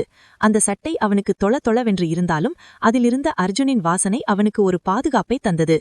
அர்ஜுன் மெல்ல பின்னால் வந்து நிலவனை அணைத்தான். அவனது அகன்ற மார்பு நிலவனின் முதுகில் ஒரு சுவர் போல பதிந்தது. அர்ஜுனின் கைகள் நிலவனின் வயிற்றின் மீது மென்மையாக ஊர்ந்து அவனது மார்பை நோக்கி சென்றன. "என்னை பார்க்காதே நிலவா, இங்கே பார்" என்று அர்ஜுன் நிலவனின் காதை கடித்தான். நிலவன் சிலிர்த்து போய் அர்ஜுனின் பக்கம் திரும்பினான். "அர்ஜுன், மித்ரன் விழித்துக் கொள்ளப் போகிறான்" என்று நிலவன் கேட்டான். அவன் ஒரு குட்டி அல்ஃபாவாக வளர்ந்துவிட்டான். இடி முழக்கத்திற்கே அவன் விழிக்கவில்லை. "நம் காதலின் முணுமுணுப்பிற்கா விழிக்கப் போகிறான்" என்று கேட்டவாறே அர்ஜுன் நிலவனை தூக்கினான். நிலவன் அர்ஜுனின் இடுப்பை தன் கால்களால் சுற்றி கொண்டான். அர்ஜுன் அவனை அப்படியே படுக்கைக்கு கொண்டு சென்றான். நிலவனை படுக்கையில் கிடத்தியதும் அர்ஜுன் அவன் மேல் படர்ந்தான். அர்ஜுனின் எடை நிலவனுக்கு பாரமாக இல்லை. அது அவனுக்கு பிடித்தமான அழுத்தம். ஓநாய் மனிதர்களின் உலகில் சென்ட் மார்க்கிங் என்பது மிக முக்கியம். அர்ஜுன் தன் முகத்தை நிலவனின் கழுத்து, தோள்பட்டை மற்றும் மார்பு பகுதிகளில் தேய்த்து தன் வாசனையை மீண்டும் புதுப்பித்தான். "நீ எனக்கு சொந்தம் நிலவா, உன் ஒவ்வொரு மூச்சும் எனக்கு சொந்தம்" என்று அர்ஜுன் முணுமுணுத்தான். நிலவன் அர்ஜுனின் முகத்தை தன் கைகளில் ஏந்தினான். "நான் எப்போதோ உங்களுக்கு சொந்தமாகிவிட்டேன் அர்ஜுன். விக்ரமின் சிறையில் இருந்தபோது என் உடல் மட்டுமே அங்கே இருந்தது. என் உயிர் உங்களை தேடித்தான் அலைந்தது." அர்ஜுனின் கண்கள் காதலால் கசிந்தன. அவன் நிலவனின் இதழ்களை அர்ஜுனின் இதழ்களால் சிறைப்பிடித்தான். அந்த முத்தம் மென்மையாகத் தொடங்கி காட்டுத்தீயைப் போல பரவியது. நிலவனின் கைகள் அர்ஜுனின் முதுகிலிருந்த தழும்புகளை வருடின. அந்த தழும்புகள் ஒவ்வொன்றும் அர்ஜுன் தனக்காகப்பட்ட காயங்கள் என்பதை நிலவன் அறிவான். "உங்களை காயப்படுத்தியவர்களை நினைத்தால் எனக்கு கோபம் வருகிறது அர்ஜுன்" என்று நிலவன் முத்தங்களுக்கு இடையில் சொன்னான். அர்ஜுன் சிரித்தான். "அந்த காயங்கள்தான் எனக்கு உன்னை பரிசாகத் தந்தன. அப்படி பார்த்தால் அந்த காயங்களை நான் நேசிக்கிறேன்." அன்று இரவு மழை நின்ற பிறகும் அவர்களுக்குள் பெய்த காதல் மழை ஓயவில்லை. அர்ஜுனின் அணைப்பில் நிலவன் ஒரு பூவைப் போல மலர்ந்திருந்தான். அவர்களின் கூடல் வெறும் உடல் ரீதியானது மட்டுமல்ல, அது 2 ஆன்மாக்களின் தவம் கலைந்த தருணம். அத்தியாயம் 21. மித்ரனின் முதல் பிறந்தநாள். அந்த காடே விழாக்கோலம் பூண்டிருந்தது. அர்ஜுனின் புதிய கூட்டத்திலிருந்த அனைவரும் ஒமேகாக்கள், பீட்டாக்கள் மற்றும் குழந்தைகளும் மித்ரனுக்காக பரிசுகளுடன் வந்திருந்தனர். காட்டில் கிடைத்த அபூர்வமான கற்கள், அழகான இறகுகள் மற்றும் மரத்தினாலான பொம்மைகள் என மித்ரனைச் சுற்றி பரிசுகள் குவிந்தன. அர்ஜுன் ஒரு பெரிய விருந்துக்கு ஏற்பாடு செய்திருந்தான். மான்களும் முயல்களும் வேட்டையாடப்பட்டு ருசியான உணவு சமைக்கப்பட்டது. நிலவன் அனைவருக்கும் உணவு பரிமாறினான். அவனது முகத்தில் இருந்த பிரகாசம் அந்த பௌர்ணமி நிலவை விட அதிகமாக இருந்தது. மித்ரன் தட்டுத்தடுமாறி நடக்கத் தொடங்கினான். அவன் அர்ஜுனின் காலை பிடித்துக்கொண்டு அப்பா என்று மழலையில் அழைத்தான். அந்த கூட்டமே அந்த அழகிய தருணத்தை பார்த்து நெகிழ்ந்தது. ஒரு முதிய பீட்டா பெண்மணி மித்ரனின் நெற்றியில் விபூதி பூசி ஆசிர்வதித்தாள். இவன் ஒரு மாவீரனாக வருவான், இவன் கண்களில் ஒரு ராஜாவுக்கான தேஜஸ் இருக்கிறது என்றாள். விழா மகிழ்ச்சியாக சென்று கொண்டிருந்த நேரத்தில் திடீரென காட்டின் எல்லையில் இருந்த காவல் ஓநாய்கள் ஊளையிட்டன. அது மகிழ்ச்சியின் ஊளை அல்ல, அது எச்சரிக்கையின் ஊளை. அர்ஜுனின் முகம் மாறியது. அவன் இடமடியாக தன் குழந்தையை தூக்கி நிலவனின் கையில் கொடுத்தான். நிலவா, மித்ரனை எடுத்துக்கொண்டு உள்ளே செல் என்று கட்டளையிட்டான். நிலவன் பதற்றத்துடன் குழந்தையை அணைத்துக்கொண்டு வீட்டுக்குள் ஓடினான். அர்ஜுன் மற்றும் அவனது புதிய கூட்டத்தின் வீரர்கள் எல்லையை நோக்கி நடந்தனர். அங்கே ஒரு விசித்திரமான உருவம் நின்றிருந்தது. அவன் மனிதன் போல் தோன்றினாலும் அவனது கண்கள் ரத்தம் போல சிவந்திருந்தன. அவனது தோல் சலவை போல வெளுத்திருந்தது. அவன் ஒரு இரத்த காட்டேரி, வாம்பயர். விக்ரம் தனியாக வரவில்லை. அவன் ஓநாய் இனத்தின் பரம்பரை எதிரிகளான இரத்த காட்டேரிகளுடன் கூட்டு சேர்ந்திருந்தான். வந்தவன் விக்ரம் அல்ல, விக்ரமின் தூதுவன். அர்ஜுன் ஆல்பா என்று அந்த இரத்த காட்டேரியின் குரல் ஒரு உடைந்த கண்ணாடி போல கீறிக்கொண்டு வந்தது. விக்ரம் உனக்கு ஒரு பரிசை அனுப்பியிருக்கிறான். அவன் ஒரு சிறிய பெட்டியை வீசி எறிந்தான். அர்ஜுன் அதை திறக்காமல் தன் காலால் எட்டித் தள்ளினான். அந்த பெட்டி திறந்தபோது உள்ளே ஒரு கருங்கிய ரோஜா பூவும் ஒரு கடிதமும் இருந்தது. இன்று உன் மகனின் பிறந்த நாள். நாளை உன் கூட்டத்தின் இறப்பு நாள். இரத்த காட்டேரிகளின் தலைவன் காலன் எங்களோடு இருக்கிறான். உன் ஓநாய் பற்கள் எங்கள் இரத்த மாயாஜாலத்திற்கு முன்னால் செல்லாது என்று அந்த கடிதத்தில் எழுதப்பட்டிருந்தது. அர்ஜுன் நிமிர்ந்து அந்த தூதுவனை பார்த்தான். போய் உன் எஜமானிடம் சொல். இன்று உன் மகனின் பிறந்த நாள் என்பதால் உன் உயிரை விட்டுவிடுகிறேன். ஆனால் நாளை இரத்த காட்டேரிகளின் ரத்தம் கூட சிவப்பா அல்லது கருப்பா என்று நான் சோதித்துப் பார்ப்பேன் என்றான். அந்த தூதுவன் ஒரு வினாடியில் மறைந்து போனான். அர்ஜுன் திரும்பியபோது அவனது கூட்டமினர் பயத்தில் உறைந்திருந்தனர். இரத்த காட்டேரிகள் என்பது ஓநாய்களுக்கு ஒரு சிம்ம சொப்பனம். அவர்களின் வேகம் மற்றும் இரவாவரம் ஓநாய்களை விட அதிகம். அர்ஜுன் அனைவரையும் பார்த்தான். பயப்பட வேண்டாம், அவர்கள் இருட்டில் வாழ்பவர்கள், நாம் நிலவின் பிள்ளைகள். இந்த முறை யுத்தம் பெரிதாக இருக்கும். ஆனால் நம்மிடம் இழப்பதற்கு எதுவும் இல்லை. ஆனால் அடைவதற்கு ஒரு சுதந்திர உலகம் இருக்கிறது. அர்ஜுன் வீட்டுக்குள் சென்றான். நிலவன் வித்ரனை அணைத்துக்கொண்டு அழுது கொண்டிருந்தான். அர்ஜுன், அவர்கள் இரத்த காட்டேரிகள், அவர்களை எப்படி கொல்வது என்று கேட்டான். அர்ஜுன் நிலவனின் கண்ணீரை துடைத்தான். அவர்களை கொல்ல ஒரே ஒரு வழிதான் இருக்கிறது நிலவா. அது நம் முன்னோர்கள் பயன்படுத்திய வெள்ளி மற்றும் நெருப்பு, சில்வர் அண்ட் ஃபயர். ஆனால் அதைவிட பெரிய ஆயுதம் ஒன்று இருக்கிறது. என்ன? மித்ரன் என்றான் அர்ஜுன். ஒரு ட்ரூ அல்பாவின் ரத்தம் கலந்த ஆயுதம் இரத்த காட்டேரிகளை சாம்பலாக்கும். மித்ரன் இன்னும் குழந்தைதான், ஆனால் அவனது இரத்தத்தை நான் பயன்படுத்தப் போவதில்லை. அவனது பாதுகாப்புக்காக நான் என் உயிரையும் கொடுப்பேன். ஆனால் இந்த முறை நீயும் போர்க்களத்திற்கு வரவேண்டும் நிலவா. உன் ஒமேகா சக்திக்கு அவர்களை மயக்கும் திறன் உண்டு. நிலவன் திடுக்கினான்.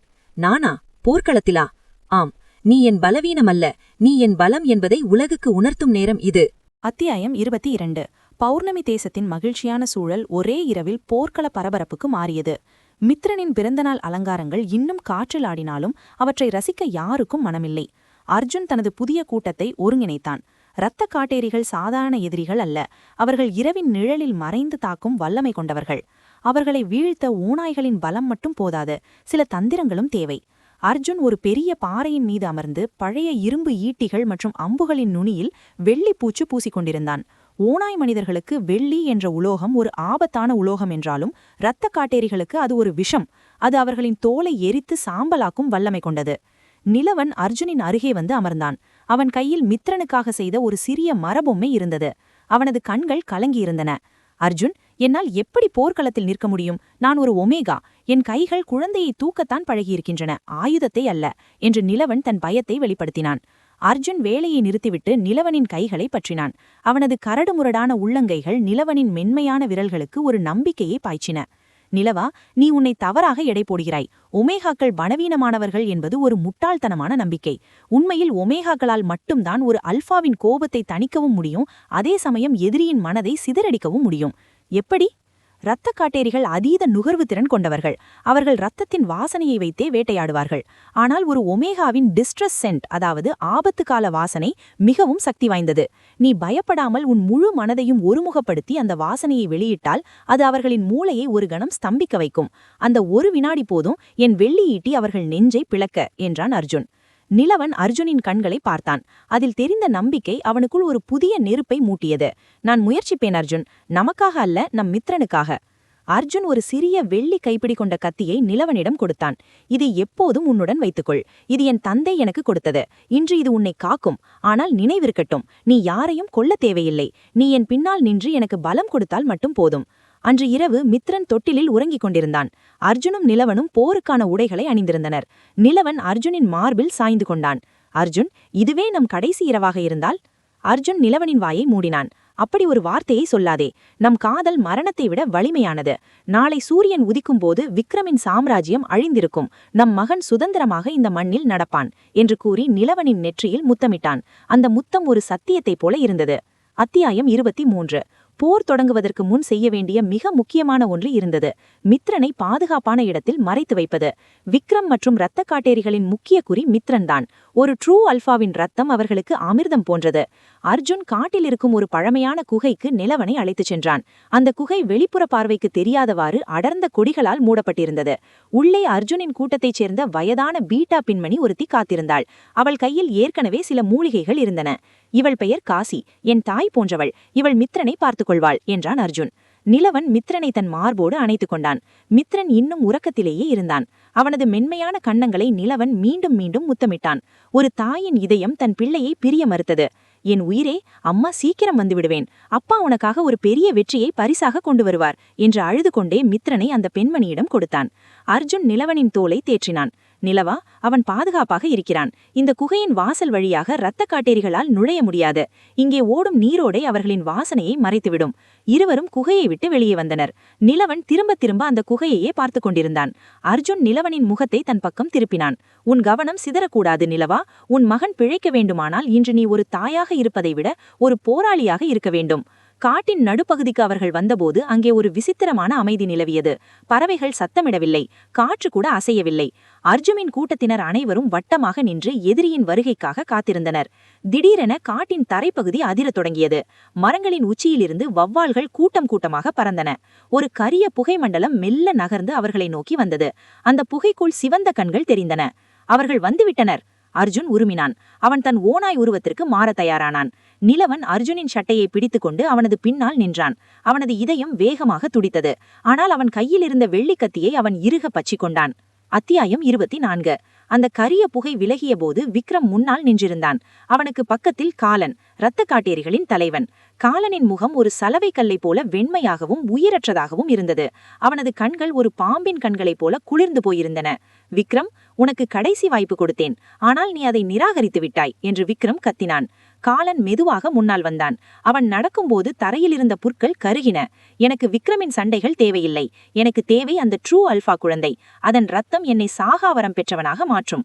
குழந்தையை கொடுத்துவிடு, நான் உன் கூட்டத்தை விட்டுவிடுகிறேன் என்று காலன் ஒரு மெல்லிய ஆனால் நாராசமான குரலில் சொன்னான். அர்ஜுன் ஒரு சிங்கத்தைப் போல சிரித்தான். என் குழந்தையின் ஒரு துளி ரத்தத்தை தொட நினைத்தாலும் உன் தலையை இந்த காட்டின் எல்லைக்கல்லில் நட்டு வைப்பேன் என்றான் காலன். காலன் கோபமடைந்தான். அவன் கையசைக்க நூற்றுக்கணக்கான இரத்த காட்டேரிகள் மரங்களிலிருந்தும் புதர்களிலிருந்தும் பாய்ந்தன. தாக்குங்கள்! அர்ஜுன் கட்டளையிட்டான். போர் தொடங்கியது. இது வழக்கமான ஓநாய் சண்டை போல இல்லை. இரத்த காட்டேரிகள் மின்னல் வேகத்தில் நகர்ந்தன. ஓநாய்களின் நகங்கள் அவற்றின் தோலை கிழித்தாலும் அவை வலியை உணரவில்லை. ஆனால் அர்ஜுனின் வெள்ளி பூசப்பட்ட ஆயுதங்கள் வேலை செய்தன.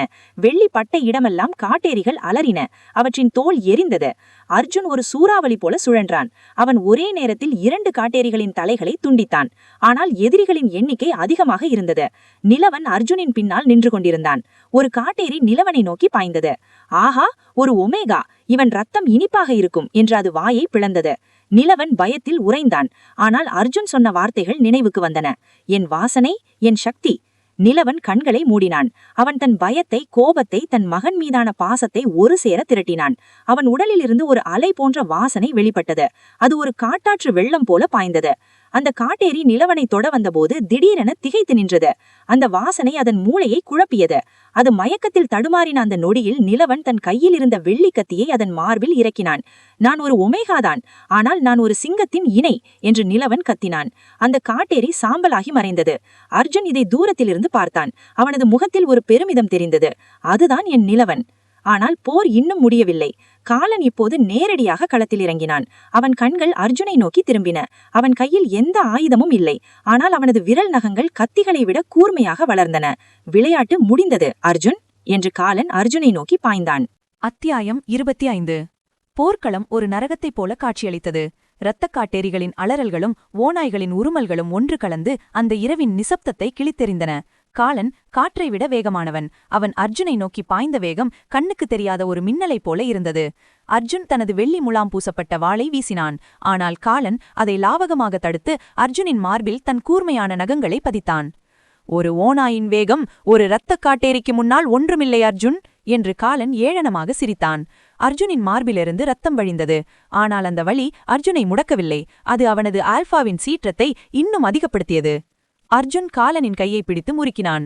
உனக்கு வேகம் இருக்கலாம், ஆனால் என்னிடம் இருப்பது ஒரு சிங்கத்தின் பலம் என்று கர்ஜித்து காலனை தூக்கி ஒரு பாறையின் மீது வீசினான்.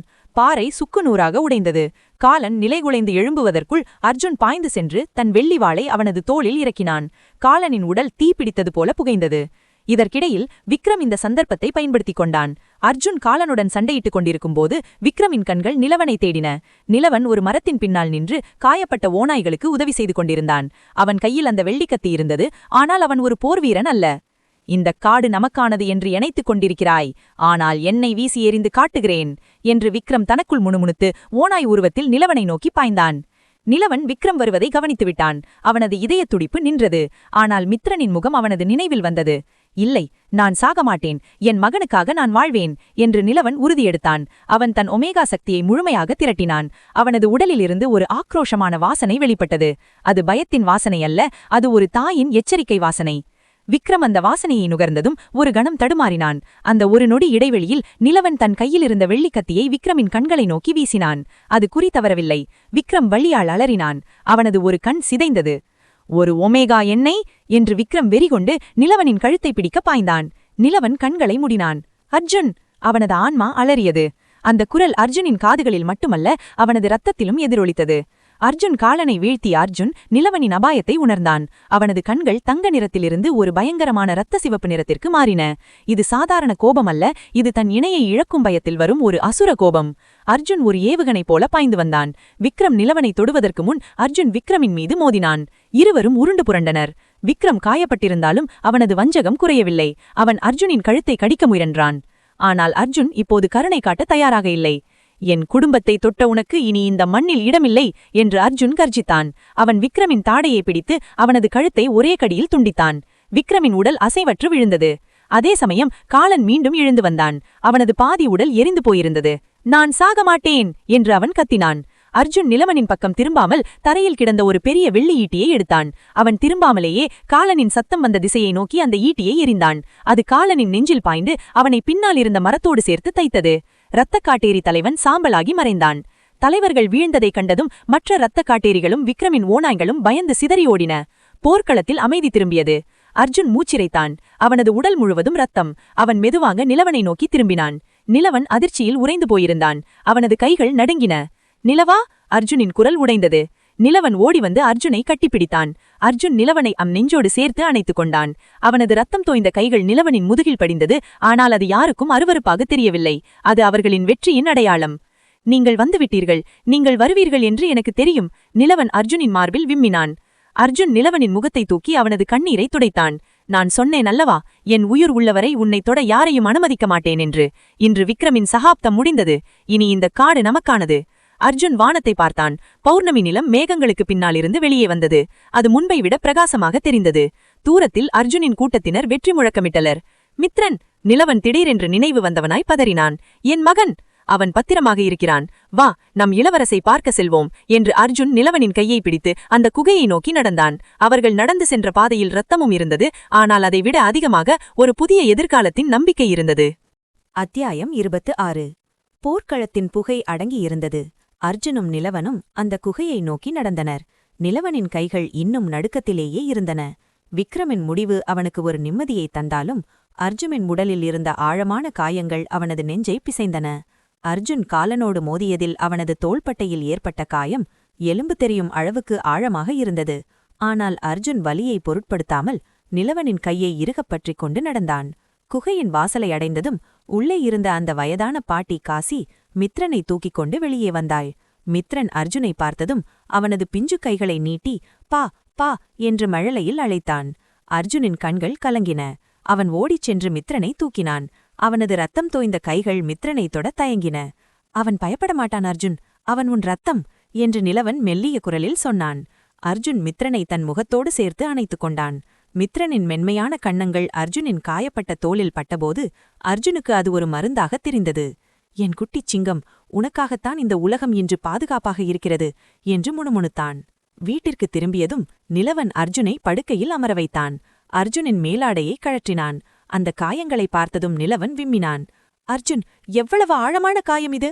அர்ஜுன் நிலவனின் கையை பிடித்து தன் மார்பில் வைத்துக் கொண்டான். வலி எனக்கு புதிதல்ல நிலவா, ஆனால் உன் கண்ணீர்தான் எனக்கு வலிக்கிறது. அழாடு. நிலவன் மூலிகைகளை அரைத்து அர்ஜுனின் காயங்களுக்கு பற்றாப்பு போட்டான். அவனது ஒவ்வொரு தொடுதலும் ஒரு தவம் போல இருந்தது. அர்ஜுன் கண்களை மூடி அந்த தீண்டலை அனுபவித்தான். என் கைகள் படும்போது இந்த வலி ஒரு சுகமாக மாறுகிறது நிலவா என்று அர்ஜுன் கிசுகிசுத்தான். நிலவன் அர்ஜுனின் தோளில் அலை சாய்த்தான். இனி உங்களை நான் எங்கும் அனுப்ப மாட்டேன். இந்த வடுக்கள் அனைத்தும் நம் காதலின் சாட்சிகள். ஆனால் இனிமேல் புதிய வடுக்கள் வேண்டாம் அர்ஜுன், நான் தாங்க மாட்டேன். அர்ஜுன் நிலவனின் முகத்தை தூக்கி அவனது இதழ்களில் ஒரு மென்மையான முத்தத்தை பதித்தான். அந்த முத்தத்தில் காமமில்லை, ஒரு ஆழமான நன்றி உணர்வும் காலம் காலமாக தொடரும் ஒரு பந்தமும் இருந்தது. இனி எந்த போரும் வராது நிலவா, நம் மகனின் சிரிப்பு மட்டுமே இந்த காட்டில் ஒலிக்கும். அர்ஜுன் மித்ரனை தன் மறுபக்கம் படுக்க வைத்துக் கொண்டான். நடுவில் மித்ரன், ஒரு பக்கம் அர்ஜுன், மறுபக்கம் நிலவன். அந்த குடும்பம் முழுமையடைந்தது. மித்ரன் அர்ஜுனின் விரலை பிடித்துக்கொண்டு உறங்கினான். நிலவன் அர்ஜுனின் மார்பில் சாய்ந்து கொண்டான். வெளியே விடிவெள்ளி முளைத்தது. ஒரு புதிய நாள் மட்டுமல்ல, ஒரு புதிய சகாப்தமே மலர்ந்திருந்தது. போரின் வடுக்கள் மெல்ல மறைந்து பௌர்ணமி தேசத்தில் வசந்தம் நிரந்தரமாக குடியேறியது. அர்ஜுன் தான் வாக்களித்தபடியே ஒமேகாக்கள் மதிக்கப்படும் ஒரு புதிய கண்ணியமான சமுதாயத்தை உருவாக்கினான். அங்கு அதிகாரம் என்பது பயமுறுத்துவதற்கு அல்ல, பாதுகாப்பதற்கு மட்டுமே பயன்படுத்தப்பட்டது. மித்ரன் ஒரு வீரமான இளவரசனாக தன் தந்தை அர்ஜுனின் தோள்களில் ஏறி அந்த காட்டை வலம் வந்தான். அவன் கண்களில் அர்ஜுனின் தீர்க்கமும் நிலவனின் கருணையும் ஒரு சேர ஜொலித்தன. நிலவன் இப்போது ஒரு பயந்த ஒமேகா அல்ல, அவன் அந்த தேசத்தின் இதயம். அர்ஜுனின் மார்பில் சாய்ந்து தன் மகனின் மழலையை ரசிப்பதே அவனது உலகம் ஆனது. ஒரு தனிமை சிங்கமாக திரிந்த அர்ஜுன் இன்று ஒரு அன்பான குடும்பத் தலைவனாக மாறியிருந்தான். பனிமூடிய காட்டில் இரத்தமும் கண்ணீரும் கலந்து தொடங்கிய அவர்களின் பயணம் இன்று ஒரு அழியா காவியமாக வரலாற்றில் நிலைத்தது. காதல் என்பது ஒருவரை சிறைப்பிடிப்பது அல்ல, அவர்களுக்கு சிறகுகள் கொடுப்பது என்பதை அர்ஜுனும் நிலவனும் இந்த உலகுக்கு வாழ்ந்து காட்டினார்கள். சுபம். என்ன நேயர்களே, பௌர்ணமி தேசம் ஒரு தனிமை சிங்கத்தின் காதல் கதை உங்களுக்கு பிடிச்சிருந்ததா? அர்ஜுன், நிலவன், குட்டிமித்ரன் இவங்க 3 பேரும் சேர்ந்த இந்த அழகான குடும்பம் உங்க மனச தொட்டிருக்கும்னு நம்புறேன். ஒரு தனிமை சிங்கம் எப்படி காதலால மாறுச்சு, ஒரு மென்மையான நிலவன் எப்படி தன்னம்பிக்கையோட எழுந்து நின்னுச்சுன்னு பார்த்தோம். இந்த கதை உங்களுக்கு பிடிச்சிருந்தா மறக்காம ஒரு லைக் பண்ணுங்க, அது எனக்கு பெரிய உற்சாகத்தை தரும். இந்த கதையில் உங்களுக்கு பிடித்த இடம் எதுன்னு கமெண்ட்ல சொல்லுங்க. இதே மாதிரி இன்னும் நிறைய சுவாரஸ்யமான ரொமான்டிக் மற்றும் த்ரில்லர் நாவல்களை தொடர்ந்து கேட்க நம்ம பிரியங்கா ஆடியோ புக் சேனலை இப்பவே சப்ஸ்கிரைப் பண்ணுங்க. கூடவே அந்த பெல் ஐகானையும் கிளிக் பண்ணிடுங்க. அப்போதான் அடுத்த கதை வந்த உடனே உங்களுக்கு தெரியும். உங்க நண்பர்களுக்கும் இந்த கதையை ஷேர் பண்ணுங்க. அடுத்த ஒரு அழகான கதையோடு உங்களை சந்திக்கிறேன். அதுவரை இணைந்திருங்கள். நன்றி, வணக்கம்.